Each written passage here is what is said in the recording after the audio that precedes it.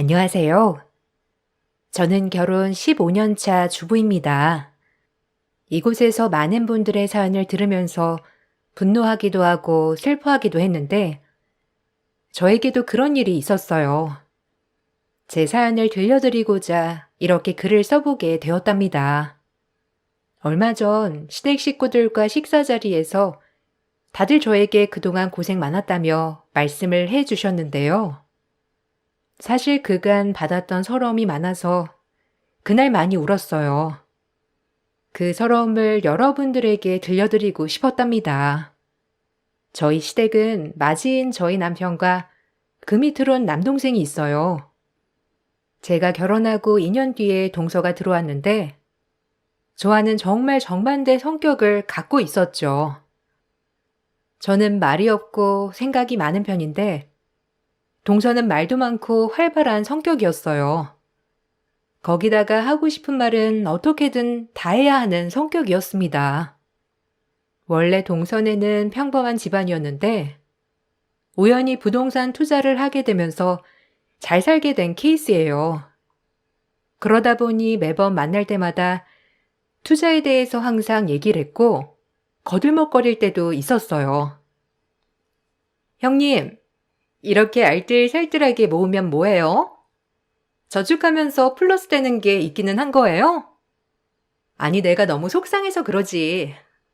우리 비슷한 시기에 시집 와가지고 고생도 많이 했잖아요. 형님도 투자해봐요. 안 그래도 남편이 아주버님한테 말해줘야 될 것 같다면서 하던데. 형님도 그런 쪽으로 좀 관심을 가져봐요. 어머님도 속상하시겠어요. 그래도 마지가 잘 살아야 부모는 편하잖아요. 투자는 나한테 안 맞아서. 그리고 집도 있고 차도 있는데 빚 없는 게 어디야. 요즘은 투자하느라고 빚투성이인 사람들이 태반인데 우리는 그런 거 없어서 다행이라 생각해. 우리도 처음에는 투자해볼까 생각도 했었거든? 근데 나나 남편이나 둘 다 투자할 성격은 아닌 것 같아서 꼬박꼬박 저축하는 것만으로도 보람차서 그냥 그만두기로 했어. 하긴 이것도 배포가 있어야 하더라고요. 속이 작은 사람들은 아무리 좋은 투자 말해줘도 겁부터 먹어서 잘 못하니까. 그러고 보니 아주버님이나 형님이나 투자 쪽 성격은 아니셔? 그렇죠? 요즘 주변에서 어디 그렇게 투자하냐면서 엄청 물어본다니까요. 아주 지겨워 못 살겠어. 안 그래도 저 투자할 곳 찾느라고 정신 없는데 주변 사람들 챙기려고 하니까 더 정신 없더라고요. 그냥 앉아서 돈 버는 거니까. 열심히 몸 굴리면서 돈 버는 게 아니잖아요? 형님이나 아주버님이나 매번 몸쓰면서 일하는 거 보니까 내가 다 속상해요. 그래, 뭐 그래도 그건 머리도 써야 하고 흐름도 봐야 하고 그렇잖아. 땀 흘리며 일하는 거랑 비슷하겠지 뭐. 우리는 이게 맞아.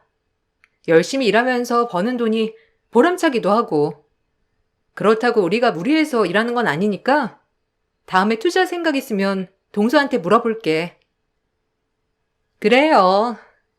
내가 형님한테는 좀 시간 내줄 수 있지. 솔직히 저 진짜 시간 없거든요. 하도 소스 물어보는 사람들이 너무 많아가지고.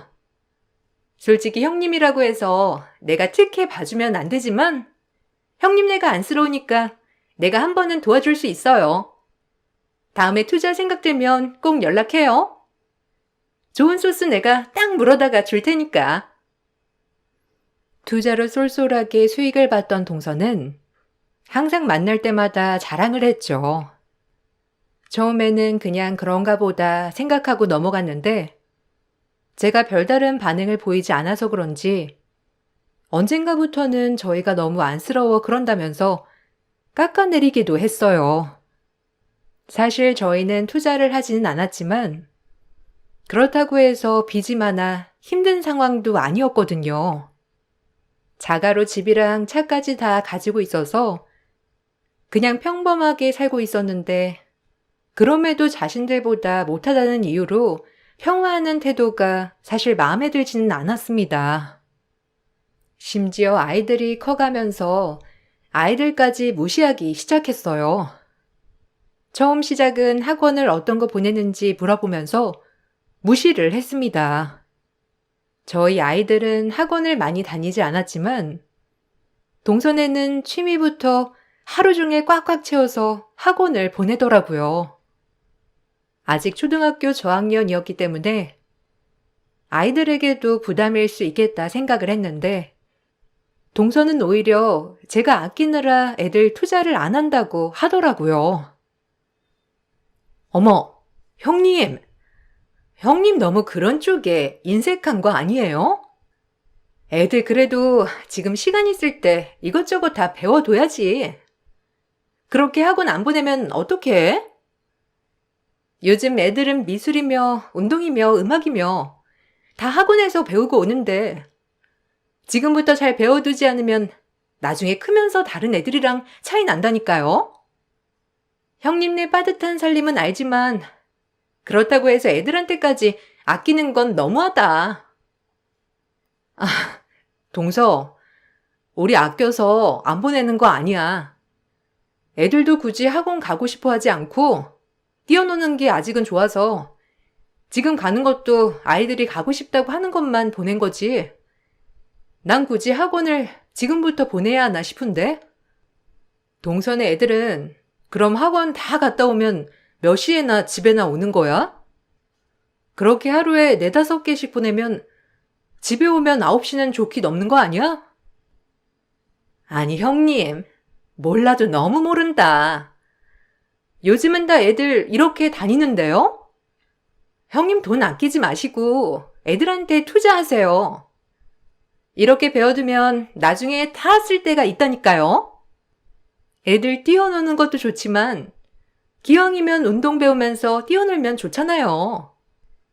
어차피 태권도 가고 합기도 가고 그러면 계속 뛰어놀 텐데 굳이 집에서까지 뛰어놀아야 할 필요가 있어요? 형님 너무 인색하네.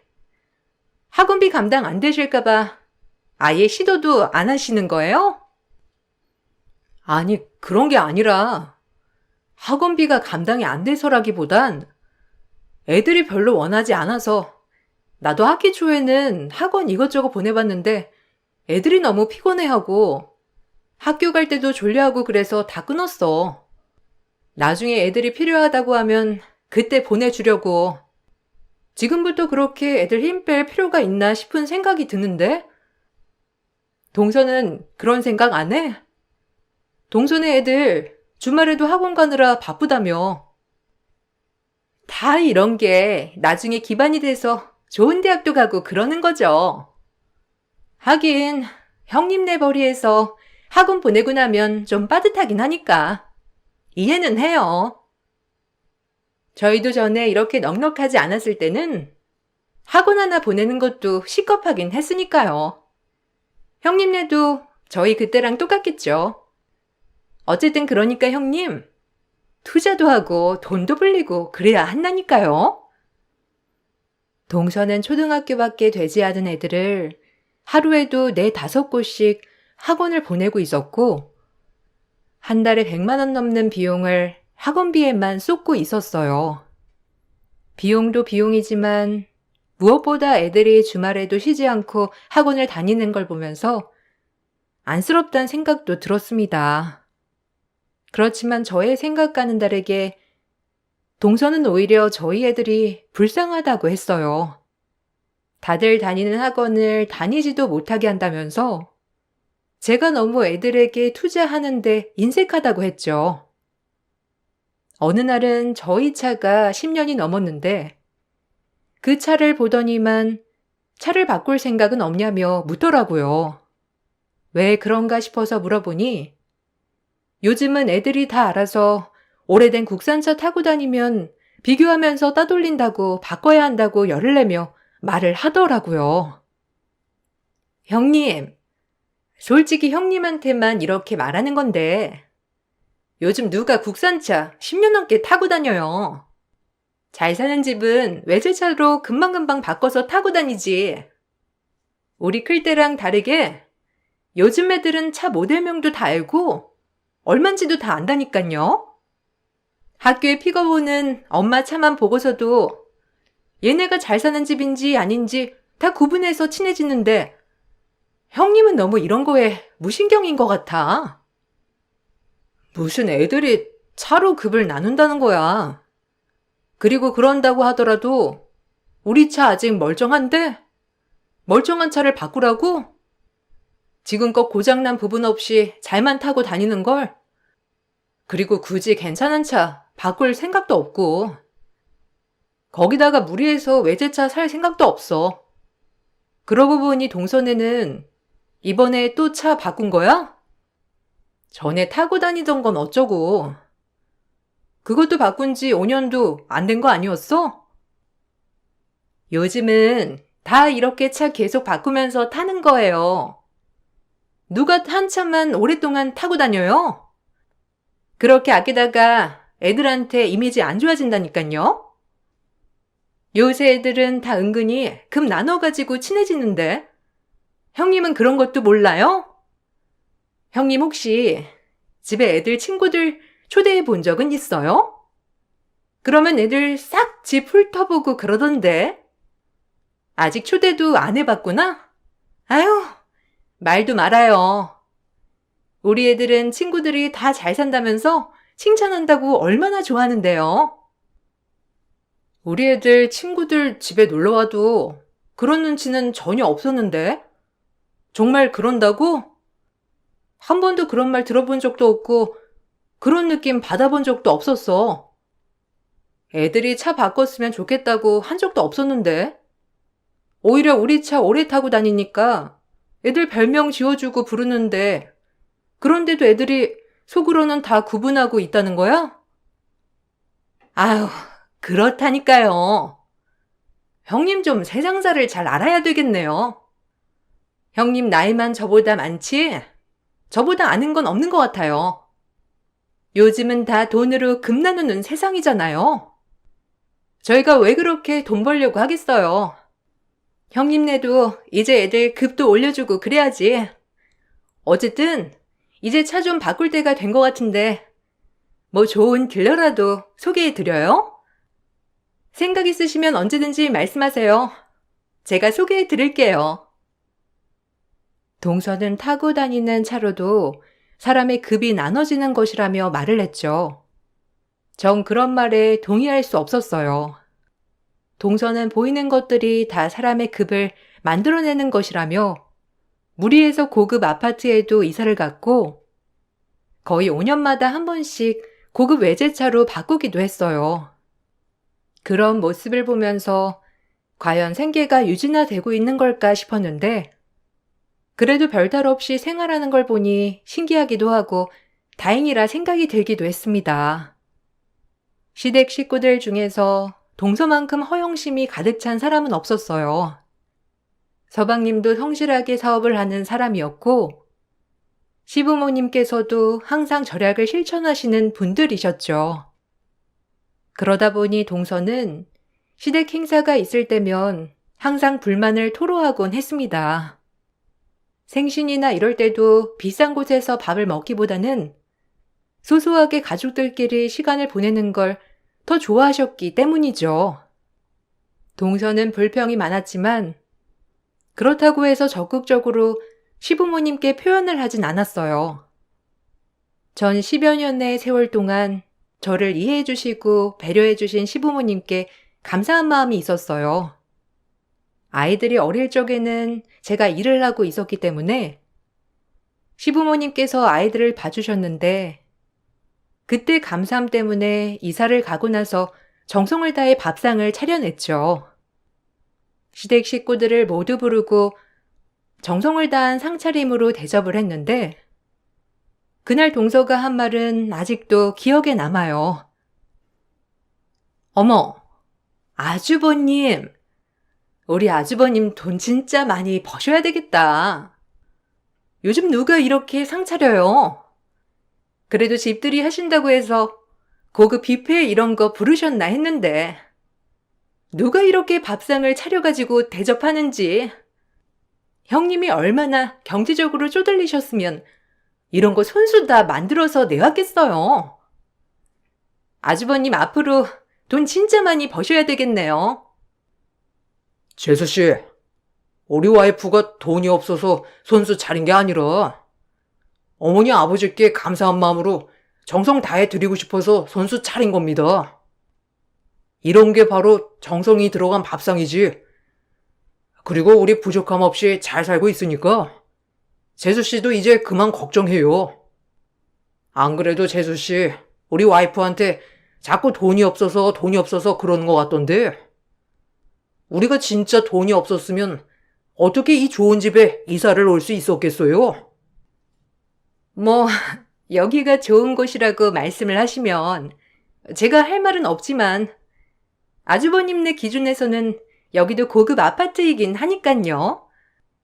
근데 이사 오시면서 가전이랑 가구는 그냥 죄다 그대로 가지고 오신 거예요? 아휴, 이런 거 근데 이사 오면서 다 바꾸지 않나? 제 걸로 딱 세팅해야 하는데 누가 이렇게 허름한 가구랑 가전 그대로 써요? 내가 정말 속상해가지고. 동서, 이거 가전이랑 가구들 우리 이사 오기 전에 다 새로 구입한 것들이라서 괜찮아. 입주하는 게 미뤄져가지고 전집에서 다 바꿨거든. 어쨌든 오래된 거 아니니까 괜찮지? 속상해하지 말고 얼른 밥 먹어.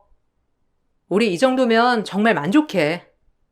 방도 하나 더 있고 전보다 더 넓고 여기도 빚 없이 자가로 온 거니까 얼마나 좋은지 몰라. 조금씩 우리도 상황이 좋아지고 있다는 뜻이잖아. 아휴, 형님은 해맑으신 건지 아니면 그냥 외면하시는 건지 모르겠네요. 어쨌든 형님 고생 많으셨어요. 이 많은 음식 혼자서 차리시느라 얼마나 뼈 빠지게 고생하셨게요. 다음에는 저한테 미리 말이라도 해주시면 제가 싸고 좋은 곳으로 알려드릴게요. 형님네 사정 내가 다 아니까 딱 가성비 좋은 곳으로 제가 소개해 드릴 테니 꼭 연락 저한테 주세요. 동서는 집들이 때 제가 한 음식을 먹으면서도 돈이 없어 그런 거 아니냐며 비아냥을 했죠. 남편은 그 말을 듣고 저보다 더 속상해했고 저 역시나 정성을 다해서 식사 준비를 한 것인데 그런 말을 들으니 기분이 좋진 않았어요. 동서는 제가 하는 모든 일이 마치 돈이 없기 때문에 몸으로 때운다는 식으로 받아들였습니다. 저는 마음을 다해서 하는 행동이었음에도 불구하고 그렇게 받아들이지를 않더라고요. 그 전까지만 하더라도 동서가 그냥 한순간에 돈이 많이 벌게 되니 자부심에 그럴 수 있겠다 생각을 했어요. 근데 어느 순간부터는 저를 미워하는 것 같다 생각이 들 정도로 제 행동 하나하나 경계를 하더라고요. 원래 전 걷는 걸 좋아하는 편이어서 하루에도 1시간은 바빠도 걷는 편이었거든요. 근데 그거 가지고도 동서는 저에 대해서 비아냥대기 시작하더라고요. 시댁 식구들이 모였던 날 지나가는 말로 저에게 살도 안 찌고 몸매가 좋다면서 칭찬을 해주니 동서는 걷는 게 제일 돈이 안 드니 하는 거 아니냐며 말을 꺼냈어요. 아니, 솔직히 그렇잖아요. 걷는 건 그냥 밖에 나가서 걷기만 하면 되니까 제일 돈 안 드는 운동 아니에요? 저는 헬스장 가서 딱 1시간 집중해가지고 운동하는데 형님은 1시간이고 2시간이고 살 빠질 때까지 운동하시잖아요. 아니, 솔직히 말해서 그렇게 운동하면 살 안 빠지는 게 이상하지, 안 그래요? 근데 왜 다들 형님 몸이 좋다고 관리도 잘했다고 하시는지 전 이해가 안 갔네요. 그네 몸 봐라. 어딜 가서 저렇게 군살 없이 탄탄한 몸이 어디 있니? 주변에도 물어보니 저 정도면 관리 진짜 잘한 거라고 하더라. 걷는 것도 귀찮은 사람은 잘 걷지도 못해. 그네도 부지런하니까 걸을 수 있는 거지. 아무리 돈 안 드는 운동이면 뭐하니? 운동 시작도 못한 사람들이 대부분인데 그네는 매일 1시간씩 걷는다고 하는데 그 정도면 너무 잘하는 거 아니니? 에이, 어머님. 걷는 건 그냥 기본으로 해야 하는 거고요. 저처럼 헬스하면서 근력 운동도 해야죠. 형님이야 뭐 일도 안 하고 집에만 있으니까 걸을 시간도 많아서 그런 거지. 솔직히 형님은 돈 때문에 걷는 운동 선택한 거고요. 넉넉했으면 굳이 걷는 운동 할 사람 없죠? 근데 형님, 근력 운동도 좀 해야 되겠어요. 어떻게 근육 하나가 없어요? 자고로 여자 몸매는 들어갈 땐 들어가고 탄탄해야지. 아이고, 그네 정도면 몸매 좋은 거지 뭘 그러니? 관리 못하는 사람들도 태반인데 저 정도면 잘하고 있는 거지. 그네도 밖에서 쓰는 돈 허투루 쓰지 않으려고 걷는 운동 하는 거야. 솔직히 헬스 다니려고 하면 그네라고 못 다니겠니? 그냥 계속 하는 운동이 편하니까 그렇게 운동하는 거 아니겠어? 너무 그렇게 말하지 말아라. 동서는 시모가 뭐라고 얘기를 하자 입을 삐죽거리면서 불만을 표시하기도 했어요. 시댁 식구들 중에서 누군가가 제 칭찬을 하면 어떻게든 까내리려고 하는 모습을 볼 때면 내가 뭘 그렇게 잘못해서 그럴까 싶은 생각이 들기도 했습니다. 언젠가는 동서가 집안일을 좀 도와달라고 하면서 저희 부부를 불렀던 적도 있었어요. 가보니까 동서는 계절 옷들을 정리한다면서 집에 있었던 옷들을 다 꺼내놓은 듯 싶었습니다. 안 입는 옷들이라 정리를 할 거라며 저보고 마음에 드는 건 가지고 가라고 하더라고요. 형님, 안 그래도 저번에 형님이랑 같이 정리하려고 했는데 마침 잘 됐네요. 저 옷이 너무너무 많아서요. 사실 사놓고 입지도 못한 옷들이 많은데 형님 오신 김에 마음에 드시는 거 가지고 가세요. 어차피 버리려고 했던 거라서 저 한철 입으면 다음에는 안 입거든요. 아마 거의 새거나 다름없어요. 형님 저번에 보니까 작년에 입었던 옷 또 입고 오셨던데. 솔직히 그렇게 돌려가면서 입으면 좀 없어 보이잖아요. 가족끼리 있을 때야 그냥 서로 이해하니까 상관없지만 다른 자리에서도 그러실까봐 제가 오늘은 제 옷 좀 가져가시라고 불렀어요. 재수씨, 고맙긴 한데 재수씨랑 우리 와이프랑 사이즈가 다르잖아요. 한두 사이즈는 다른데 어떻게 옷을 가지고 가요? 이거 오늘 정리하려고 했던 거였으면 미리 말을 하지 그랬어요. 나랑 와이프는 집 정리하는 거 도와달라는 걸로 알고 왔는데 옷 가지고 가라고 부른 거였으면 안 왔죠. 사이즈 안 맞으니 오늘 꺼낸 옷들은 그냥 다 처분해야 되겠네요. 에이, 아주버님. 형님 입으시는 거 또 모르시네. 형님 그냥 아무거나 잘 입으시잖아요. 그래서 그런가 저번에 가족 모임에서도 오래전에 입었던 옷들 그냥 입고 나오셨던데? 보풀도 많고 전 그런 거 잘 못 봐서요. 아주버님도 옆에서 한번 봐보세요. 형님한테 어울리는 옷 있는지 같이 봐주시면 금방 다 고를 수 있을 것 같은데요? 동서, 마음은 고마운데 아직 내 옷도 충분해가지고 그리고 동서 사이즈랑도 별로 맞지 않을 것 같고 옷은 또 취향이니까 말이야. 동서 오늘 옷 치우는 건 그냥 밖에 버리면 될 것 같아. 동서는 내가 입는 옷들이 너무 오래 입는다고 생각하는 것 같은데 그런 거 아니야. 작년에 입었던 건 당연히 오래 망가지지 않았으니 다시 입어야지. 동서는 마치 버리는 옷을 저에게 적선해주는 것처럼 말을 했고 그 말을 듣고서는 남편이 정말 많이 화를 냈어요. 남편도 왜 동서가 저렇게 말을 하는지 모르겠다고 하더라고요. 동서는 저의 일거수일투족을 마치 관찰하는 듯 보였습니다. 처음에는 신경을 많이 쓰진 않았지만 시간이 지날수록 동서의 말이 너무 신경이 쓰이기 시작했어요. 그러던 중 남편이 사업을 하던 와중에 급하게 자금이 필요했던 적이 있었습니다. 사업을 하다 보니 현금이 제때 융통되지 않았던 시기가 있었는데 마침 그때가 딱 필요한 시기였죠. 남편은 그나마 부탁을 해볼 수 있는 사람이었던 서방님께 사업 자금을 빌려달라고 부탁을 했던 모양이었어요. 그런데 동서가 어떻게 알았는지 다짜고짜 저에게 연락을 해와 따지기 시작했습니다. 형님, 진짜 너무하신 거 아니에요? 아무리 저희가 잘 산다고 하더라도 어떻게 그렇게 돈 맡겨놓은 것처럼 저희한테 돈 빌려달라고 하세요?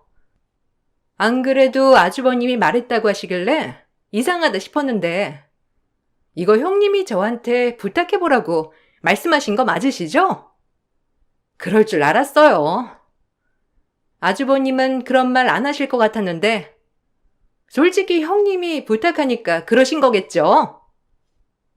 동서, 무슨 말이야? 내가 무슨 부탁을 했다는 거야? 혹시 남편 사업자금 때문에 그래서 그래? 그거 남편이 잠깐 빌린다고 해서 말했던 거야. 오랫동안 빌려달라고 했던 것도 아니고, 그리고 서방님도 전에 그런 식으로 빌렸던 적 있는데 왜 우리 남편이 빌리는 건 너무하다고 하는 건데? 저번에 서방님 사업 제대로 안 풀릴 때 남편한테 부탁해서 사업자금 빌려갔잖아. 그거는 괜찮은 거고 우리 남편이 부탁하는 건 안 되는 거야? 아니 형님, 솔직히 말해가지고 아주버님 아시는 분들도 많으시고 그냥 좀 기다렸다가 해결할 수도 있는 거잖아요. 근데 저희 잘 사니까 빨리 부탁하는 거 아니에요? 맡겨두신 것도 아닌데 어떻게 그렇게 돈 빌려달라는 말을 아무렇지 않게 할 수가 있어요? 그게 더 이상한 거 아니에요? 저희 빌려드릴 돈 없어요. 아주버님한테 남편이 어떻게 말했는지 모르겠는데 저희 빌려드릴 돈 없으니까 그렇게 아세요. 동서, 왜 동서 말만 하고 그냥 끊으려고 해? 사업자금이고 급한 돈이라서 부탁한 거야. 그 부탁 꼭 들어주지 않아도 괜찮다고 생각을 한 거긴 하지만 이런 식으로 전화가 오면 나도 불편하네. 동선에는 도움을 받을 때는 당연한 거고 우리가 부탁하는 거는 염치 없는 거야? 어떻게 그렇게 생각을 해? 남편 급한 일 안 그래도 해결했어. 동선애가 빌려주지 않아도 상황 해결했다고. 동서는 마치 저희를 염치 없는 사람들처럼 취급을 했어요. 동서의 말에 전 상처도 받았지만 다시 생각을 해보니 그렇게 느껴질 수도 있겠다 생각이 들더라고요. 남편의 사업은 잘 정리가 되었고 자금을 조달하는 과정에서 동서와 트러블이 있었지만 금방 해결을 할 수 있었죠. 그 뒤로 동서는 저에게 따로 연락도 해오지 않았고 저 역시 연락을 하지 않았어요. 그러던 중 김장을 하는 시기가 다가왔고 그동안 제가 시댁 김장을 도맡아서 하고 있었는데 동서에게도 김장김치와 오이소박이를 보내게 되었죠. 그런데 며칠 후에 동서에게 보냈던 김장이 다시 반송이 되었더라고요. 어찌 된 일인가 싶었는데 동서가 저에게 연락이 왔습니다. 형님, 진짜 어이가 없어서 제가 이러면 돈 빌려줄 줄 알고 그렇게 하신 거예요? 진짜 웃긴다. 아니, 형님 겉으로는 돈에 관심도 없는 것처럼 착한 척은 다 하더니만 속으로는 언제 돈 빌려줄까 그렇게 생각하고 계신 거였어요? 아니, 이럴 거면 아주버님이 돈 빌리셨을 때 솔직하게 말이라도 하셨어야지. 그때는 별말 안 하시다가 갑자기 김치는 왜 보내신 건데요? 동서, 그게 아니라 우리 일은 이미 해결했어. 그리고 김장은 매년 보내줬잖아. 동서 내가 담근 김치 맛있다며. 저번 일로 우리 사이도 많이 어색해진 것 같아가지고 보내준 거야. 먹어보지도 않고 왜 반송했어? 내가 보낸 거 돈 빌려달라고 하는 듯 아니니까 오해하지 마. 이거 다시 보내줄게. 동서한테만 보내는 거 아니고 시댁에도 다 보냈어. 와, 형님 진짜 착한 척 좀 그만하세요. 어떻게 그런 검은 속내를 다 숨기고 그렇게 사시는 거예요? 제가 형님 속내 모를 줄 알고요? 저 다 알아요. 저 형님 같은 사람 얼마나 많이 겪었는데요. 근데 형님, 이렇게 하셔도 저 형님한테 돈 못 빌려드려요. 돈 빌리려고 머리 굴리지 마세요. 형님 다 티 나거든요? 앞으로 형님이랑 웃으며 볼 일은 없을 것 같네요. 동서, 무슨 말을 그렇게 해? 내가 무슨 속내로 동서한테 김치를 보냈다고 하는 거야? 내가 더 어이없어, 지금. 내가 착한 척을 한다고? 내가 동서한테 돈 빌리려고 김치를 보냈다는 거야? 정말 어이가 없어서. 동서 지금 상황 내가 진짜 모를 거라고 생각해? 나만큼 동서네 상황 아는 사람 없거든? 동서나 착각하지 마. 동서는 김치를 반송시키면서 절대로 돈 빌려줄 생각 없다면서 머리 굴리지 말라는 말을 꺼냈습니다. 전 동서의 말을 듣고는 도저히 참을 수 없다고 생각이 들었어요. 그날 이후 그동안 인내하고 참아왔던 일들을 하나둘씩 정리하기 시작했습니다. 먼저 동서네 집 융자 문제부터 정리를 했어요. 사실 서방님은 동서의 압박으로 무리해서 고급 아파트에 입주를 한 상황이었죠.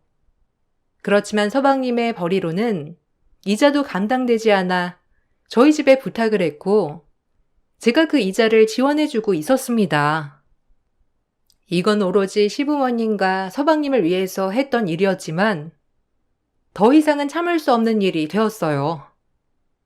전 서방님에게 더 이상 이자 지원은 없다고 못을 박았고 그 이후 서방님은 감당이 되지 않은지 좁은 집으로 이사를 가야 된다 말을 했던 모양이었어요. 당연히 동서는 난리가 났고 그러면서 그동안 제가 지원을 해줬던 것이 다 드러나게 된 것이죠. 거기다가 서방님은 사업을 할 때 투자자가 저라는 점도 동서에게 밝혔습니다. 저희 집은 대대로 사업가였고 서방님은 저희 집안과 거래를 하던 곳에 사장님이셨어요.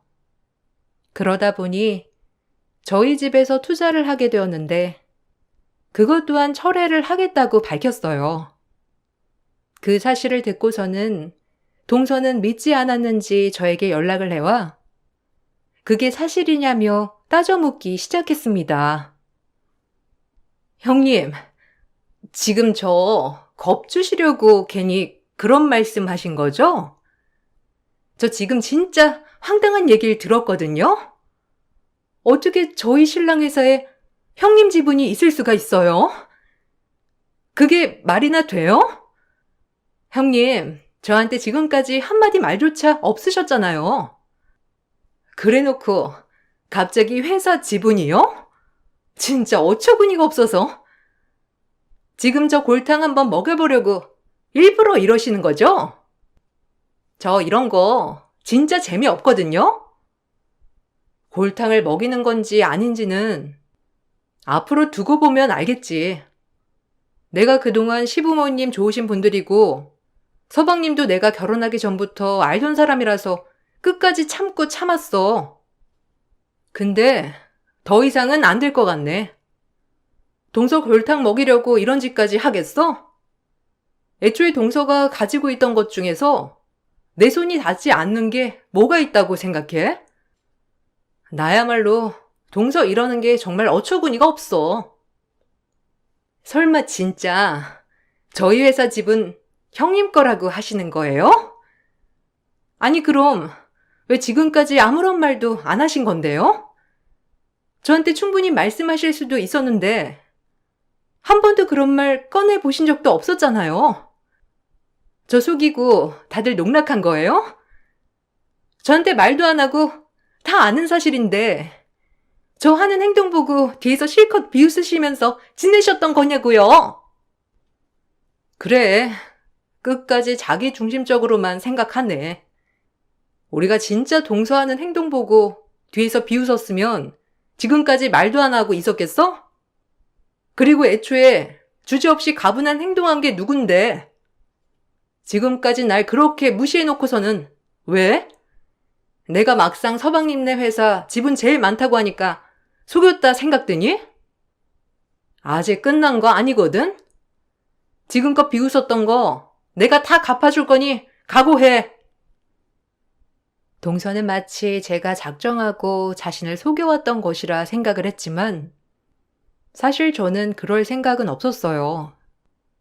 처음 동서가 결혼을 할 당시 동서네 집안은 넉넉하지 못했었고 서방님께서 혹여라도 마음에 걸리실까 싶어서 저희에게 부탁을 했었던 것이었거든요. 결혼 초창기 동서는 활발하지만 정도는 아는 사람이었는데 부동산으로 돈을 벌고 나자 모든 사람들을 무시하고 기만하기 시작했던 것이었어요. 그렇게 시댁 식구들은 배려를 해줬음에도 불구하고 동서는 자신이 잘난 것만 볼 뿐이었죠.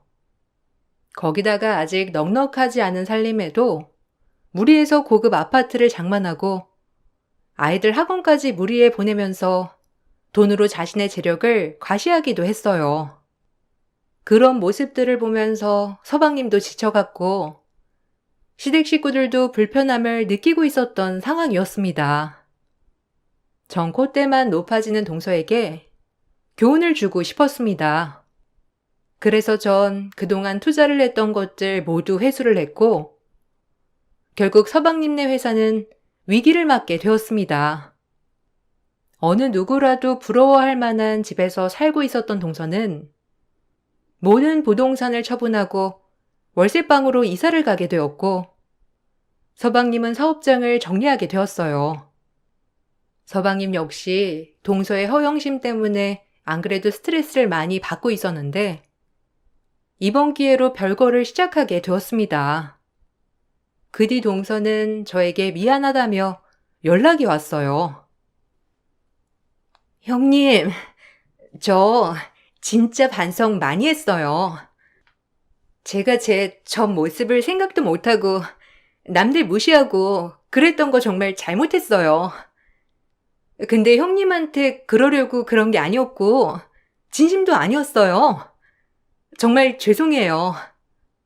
남편한테 반성한다고 말을 했는데 믿어주지도 않고 애들도 저 피하고 저 진짜 이대로는 못 살아요. 형님이 남편이랑 애들한테 한 번만 잘 말해주시면 안 될까요? 그동안 네 허영심 때문에 고통받았는데 어떻게 마음이 원래대로 돌아갈 수 있겠어?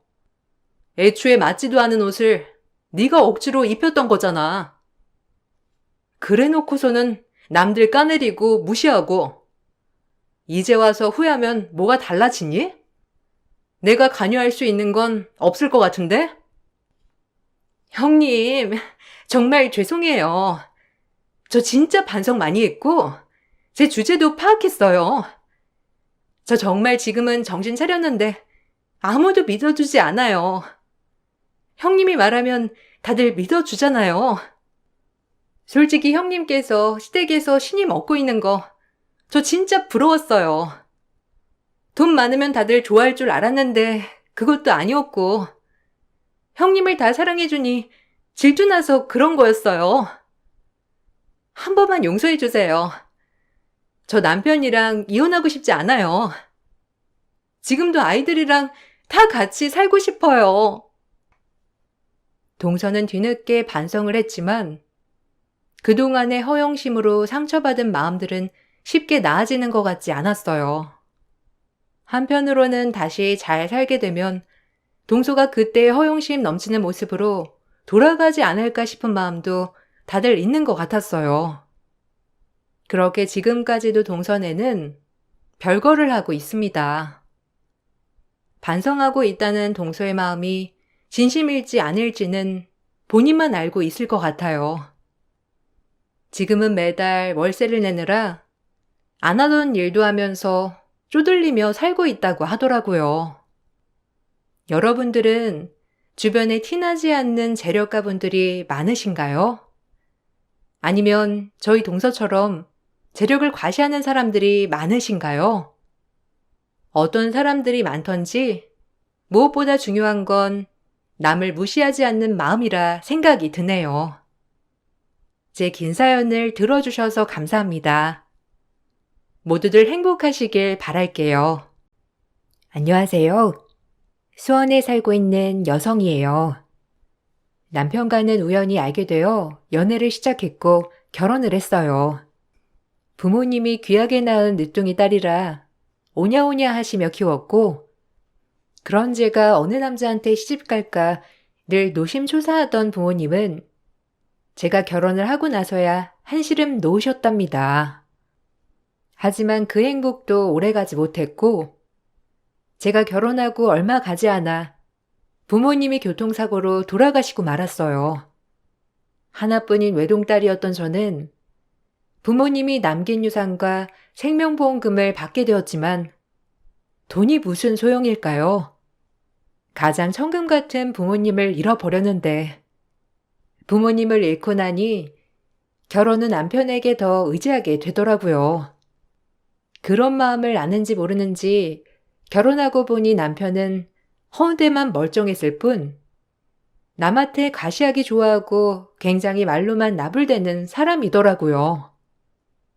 호탕한 모습에 반해서 연애를 시작한 거였지만 너무 가시욕이 많은 사람이었죠. 문제는 시댁도 마찬가지로 그런 남편을 아주 떠받들어 모시는데 실로 적응이 되지 않는 모습들이었죠. 제가 생각하기에 어처구니 없었지만 그래도 어찌할 도리는 없었어요. 내 아들이지만 포부도 크고 참 멋지지 않니? 넌 남편 잘 만난 거야. 얼마나 멋있어, 안 그래? 남자라면 포부도 크고 크게 될 아이야. 그러니 너 남편 얼마나 잘 만났니? 뒷바라지랑 내조 잘하거라. 그것만이 네 남편 떠받들 수 있는 기회야. 아, 네, 저도 호탕한 이 성격에 반해서 결혼한 거예요. 그러니 서로 잘하면서 잘 살아야죠. 어머님 말 잘 새겨 드릴게요. 뭐 너희 부모 일은 안 됐다만 어찌할 수 없잖니? 그래도 네가 부모님 돌아가시기 전에 우리 애를 만나서 얼마나 좋아. 그것도 다 네 복이다. 그러니까 우리 애를 그냥 네 부모같이 생각하고 철저히 의지하렴. 그래야지 별 수 있니 네가? 일가 친척이 있어? 아니면 뭐 형제 자매가 있어? 의지할 때라곤 우리밖에 없는데 우리도 너무 안타깝게 생각하고 있어. 제 걱정해줘서 감사해요. 그러게요. 그나마 하나 있는 딸 시집 가는 것까지 보고 가셔서 다행이라고 생각해야 하는 건지. 시어머니는 제가 부모님을 잃은 것에 안타까워하시며 이제부터 남편에게 철저히 모든 것을 의지하라고 하시더라고요. 뭐 가족이 되었고 남편이니 그러려니 했지만 남편은 저에게 잘해주는 거와는 별개로 친정 부모님이 돌아가신 유산을 많이 탐을 냈습니다. 처음엔 부모님이 돌아가시고 경황이 너무 없어 모든 걸 남편이 말하는 대로 했지만 정신을 차리고 보니 어느새 제가 남편 말만 듣고 있더라고요. 이건 아니다 싶어 저 역시 제가 해야 할 것들을 개척해 나가려고 시도를 많이 했어요. 하지만 그때마다 남편은 제 걱정이랍시고 절 아무것도 못하게 하며 집에서 정신을 쏙 빼놓더라고요. 전 그때까지만 해도 그게 저를 위해서 그런 줄 알았죠. 지금 와서 돌이켜 생각해보니 그저 절 위해서가 아닌 본인을 위해서 그런 거였더라고요. 자기 아버님, 어머님 생명보험금 받은 거 혹시 나 좀 빌려줄 수 있을까? 나 지금 일하는데 자금이 부족하거든. 생명보험금을? 그건 아니지. 다른 것도 아니고 부모님 목숨값인데 얼마나 필요한데? 그리고 지금도 잘 되고 있는 회사 자기가 무리하게 확장하는 거 아니야? 굳이? 그건 아닌 것 같아. 조금 더 안정되고 생각해보자. 아예 안 된다는 게 아니고. 넌 내가 잘 되길 바라긴 하는 거냐? 내가 그동안 네가 하도 슬퍼해서 말을 안 했는데 너무한 거 아니야? 너도 이 집 구성원이면 나한테 도움이 돼야 할 거 아니야? 네가 이 집에서 하는 일이 뭐야? 이런 거라도 해야지. 무슨 말을 그렇게 해? 자기 나랑 사랑해서 결혼한 거지. 돈 때문에 결혼한 거 아니잖아. 어떻게 말을 해도 꼭, 참 너무한다. 그러니까 도와달라는 거지. 남편한테 못해줄 게 뭐가 있어? 우리 부부인데 평생 당신을 누가 책임져 줄 것 같아? 나야. 남편은 제가 이 집안에서 도움이 돼야 한다고 하면서 부부라는 게 뭘 해주고 안 해주고가 없는 건데 남편은 부모님을 잃고 심신이 미약해진 저에게 계속해서 모든 본인을 도와야 제가 잘 살 수 있다고 말했습니다. 하도 그런 말을 귀에 닦지 않게 들으니 그 말이 맞는 것 같더라고요. 전 남편의 사업을 조금씩 도와주기 시작했고 썩 마음에 내키진 않았지만 가정의 평화를 위해서요. 그리고 남편은 그렇게 해서 사업을 확장해 나가기 시작했어요. 다행히 사업은 잘 되었고 제 마음은 그렇게 썩 와닿진 않았지만 남편과 시어머니가 좋아하니 그걸로 되었다고 생각했죠. 그래야만 할 것 같았으니까요. 그렇게 그런 시간들의 반복이었어요. 잘했다, 잘했어. 그래, 그렇게 돈 아끼면 뭐하니? 네 소방 잘 되는 일인데 도와줘야지. 어디까지나 넌 집에선 내조해야 해. 그래야 네가 이 집구석에서 잘 붙어 있을 수 있어. 너같이 오갈 데 없는 애가 남편이랑 이혼이라도 하면 어쩌려고 하니? 이혼이라뇨? 어머님, 제가 이 집안에 도움이 꼭 되어야 하는 존재인가요? 남편과 저 마음 맞아 결혼했고, 그런데 제가 꼭 이 집안에서 그래야 하는 거예요? 저 너무 속상해요. 어머님도 그렇고, 이도 그렇고, 그놈의 돈. 속상해요, 정말. 어머, 얘가 왜 아침 대바람부터 눈물바람이야? 아침부터 될 일도 안 되겠다. 눈물 거둬라. 여자가 눈물바람을 날려? 우리 승용이나 되니까 너 데리고 살아주는 거지.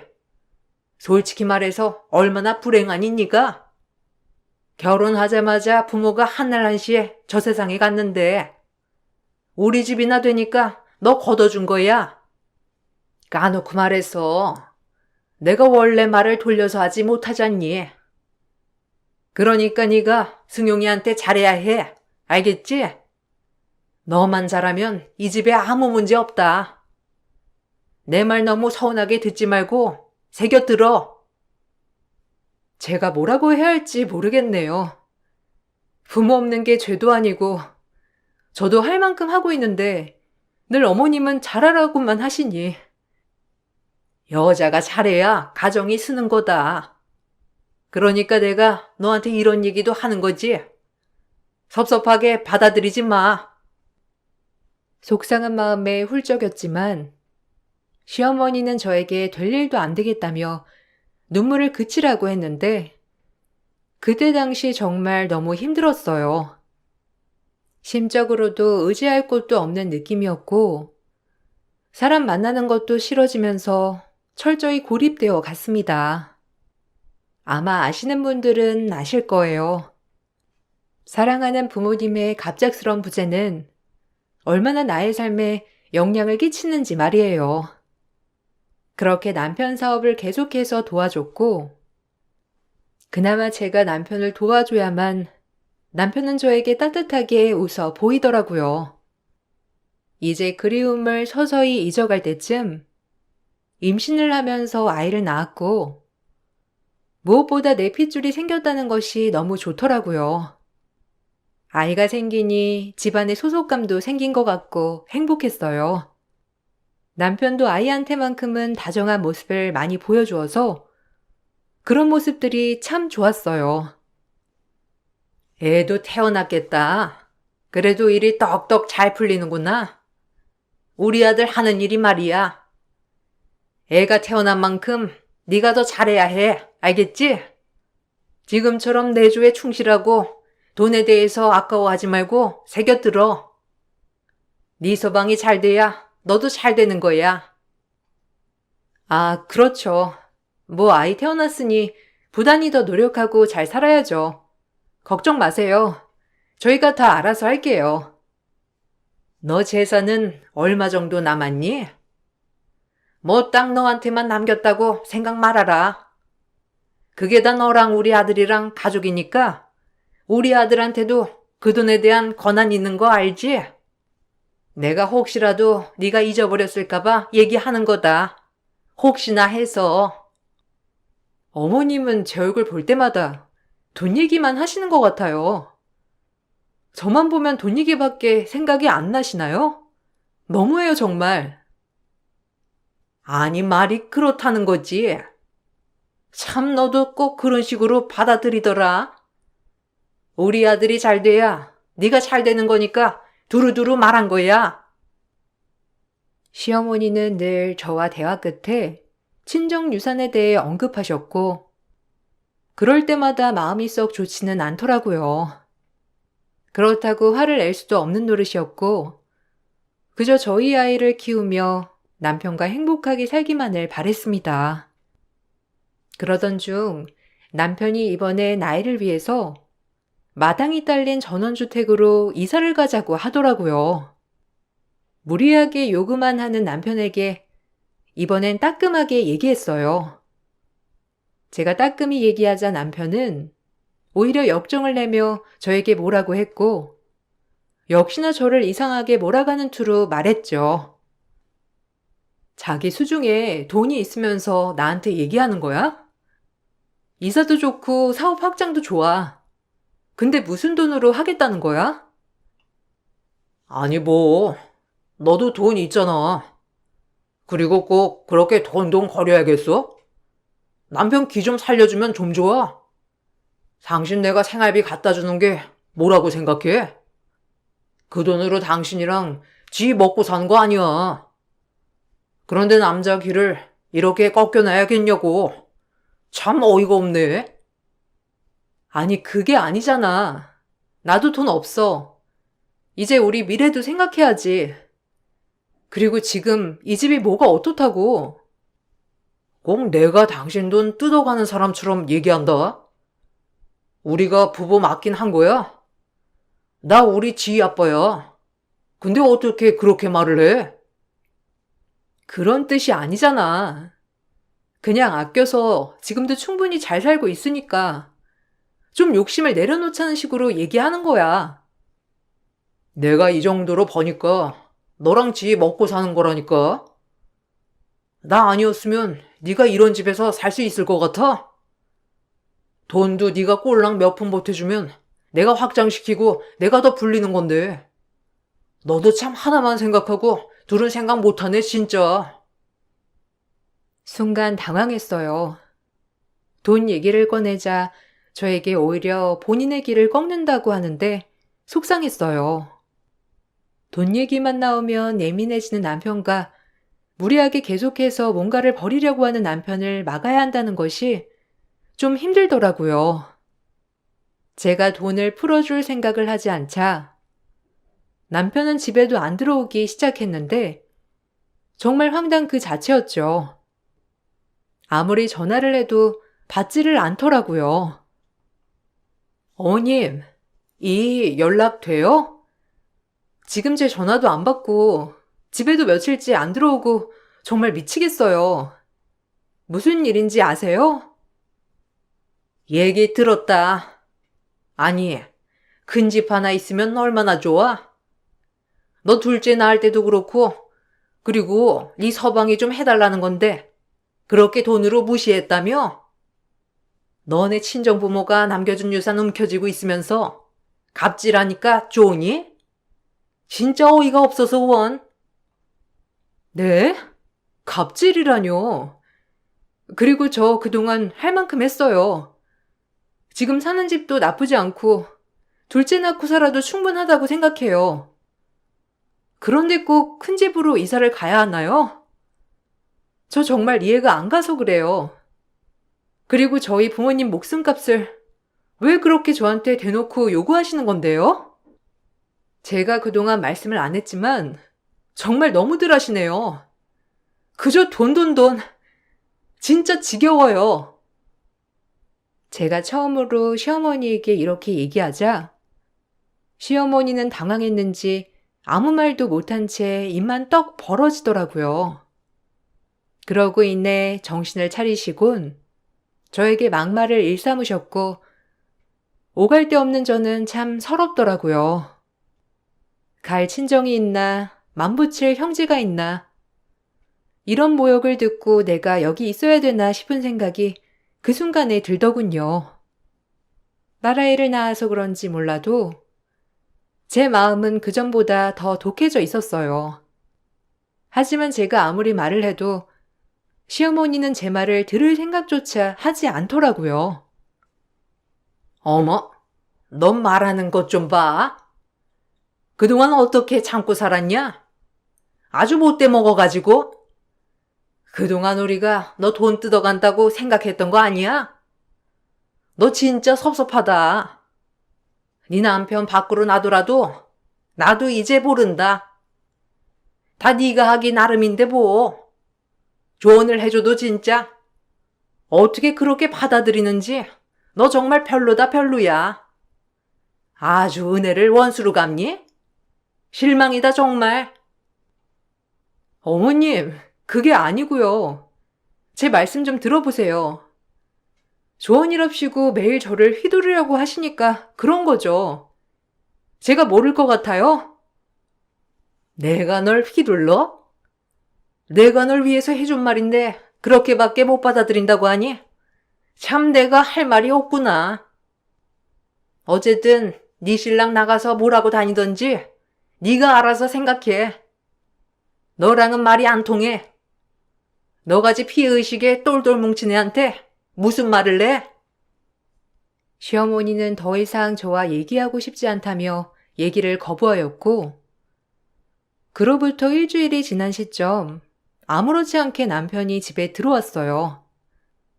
남편은 집에 들어와서 또다시 돈을 요구했고 이번에도 안 주면 정말 나가겠다는 뉘앙스로 얘기하더라고요. 인간이 어쩜 저렇게 이기적인지 내가 왜 이런 사람과 결혼을 했는지 각성이 되면서 그날 대판했습니다. 어떻게 된 거야? 아, 돈 때문에 집을 나갔다는 게 말이 돼? 전화도 안 받고 당신 이렇게 무책임한 인간이었어? 당신이 날 무시했잖아. 그러니까 그런 거지. 누가 무시하래? 바깥에서 일하는 남편 무시하는 게 말이 된다고 생각해? 무시는 누가 무시야. 당신이 너무 무리하게 요구하니까 얘기를 해보자는 거지. 당신도 진짜 너무한다. 어쩜 그래? 남편이 하는 일에 태클 거는 게 무시하는 거지. 내가 다 생각해 놓은 미래가 있는데 따라오기만 하면 된다니까. 당신만 딱 투자를 해주면 우리의 완벽한 미래를 펼칠 수 있단 말이야.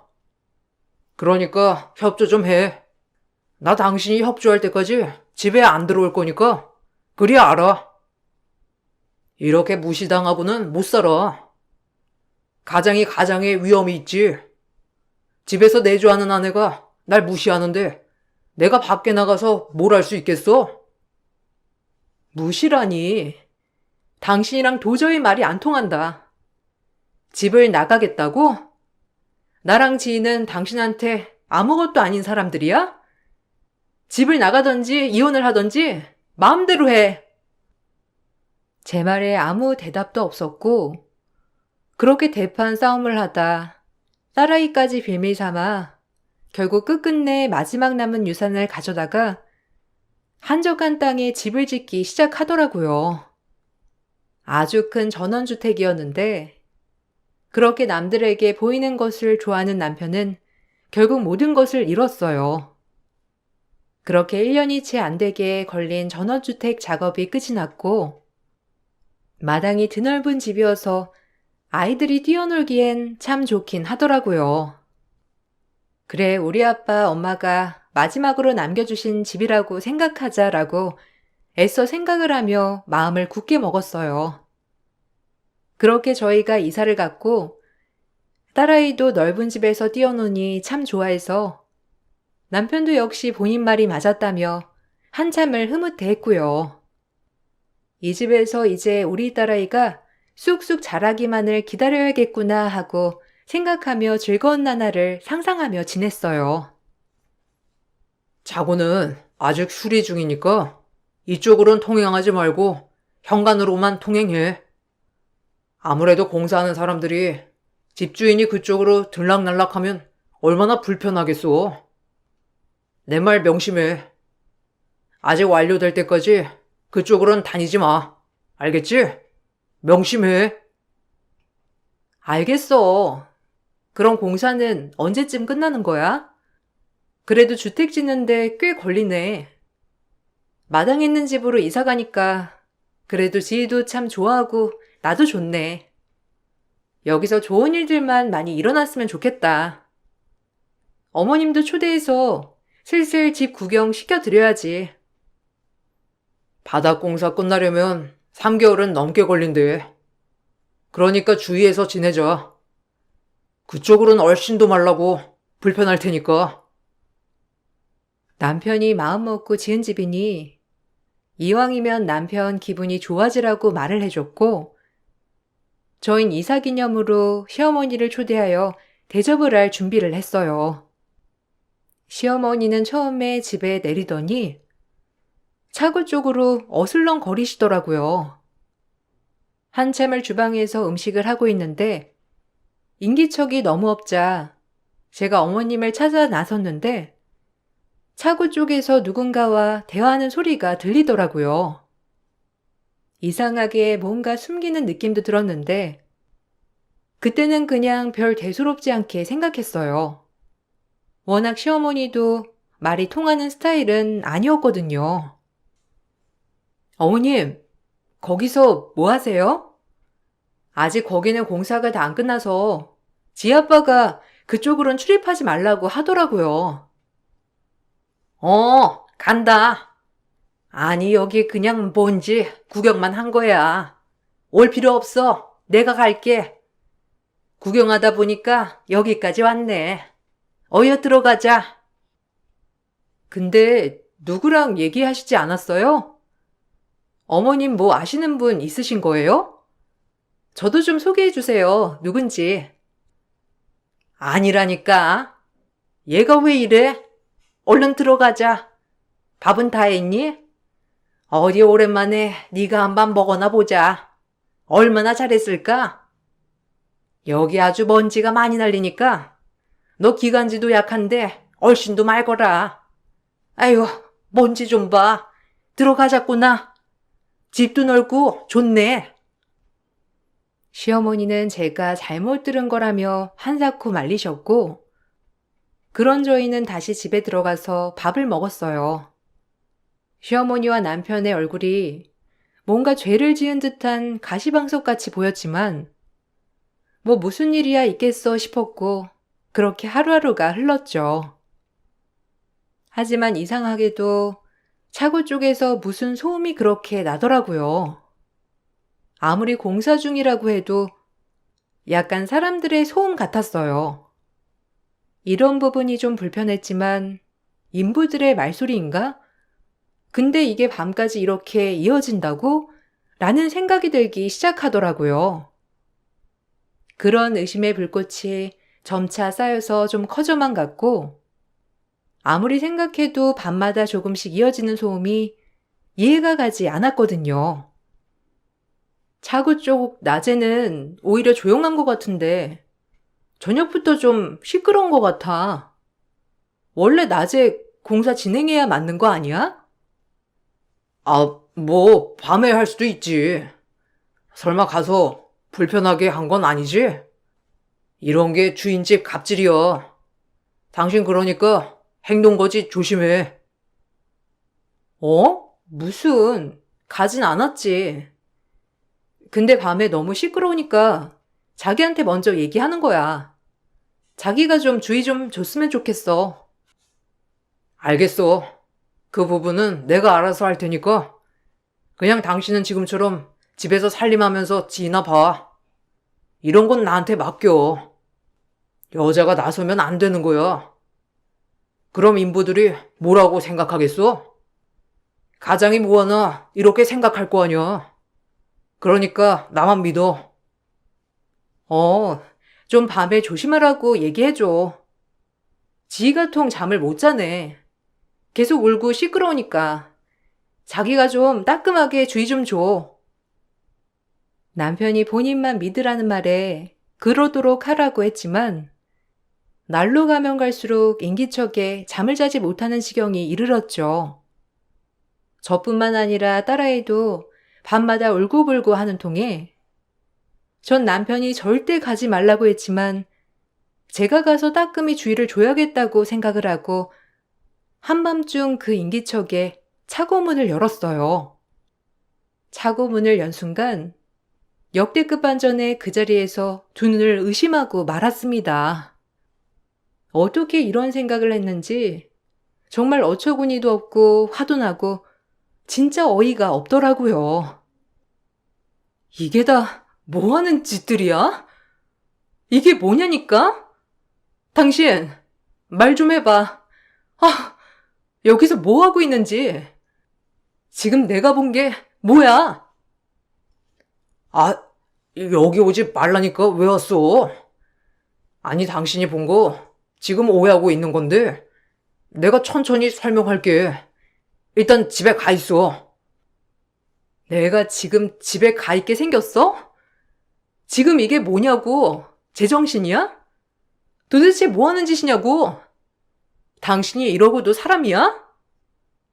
아니, 넌 여기 왜 왔냐고. 내가 여기 오지 말랬지?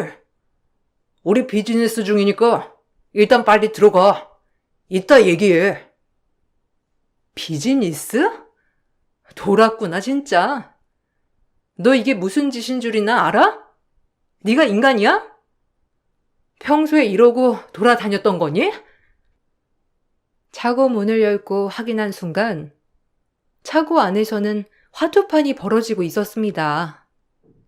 그들끼리 최대한 목소리를 작게 한다고 했는데 역시나 집까지 들렸던 거고 하얀 연기를 뿜으며 현금다발에 아줌마 아저씨 할 것 없이 거기서 다 화투를 치고 있더라고요. 어이가 없었죠. 아유, 피박에 광박에 거기 돈 좀 주셔. 내가 오늘 다 가져가야지. 아니 우리 이사장 때문에 여기 아주 좋구먼. 걸릴 일도 없고.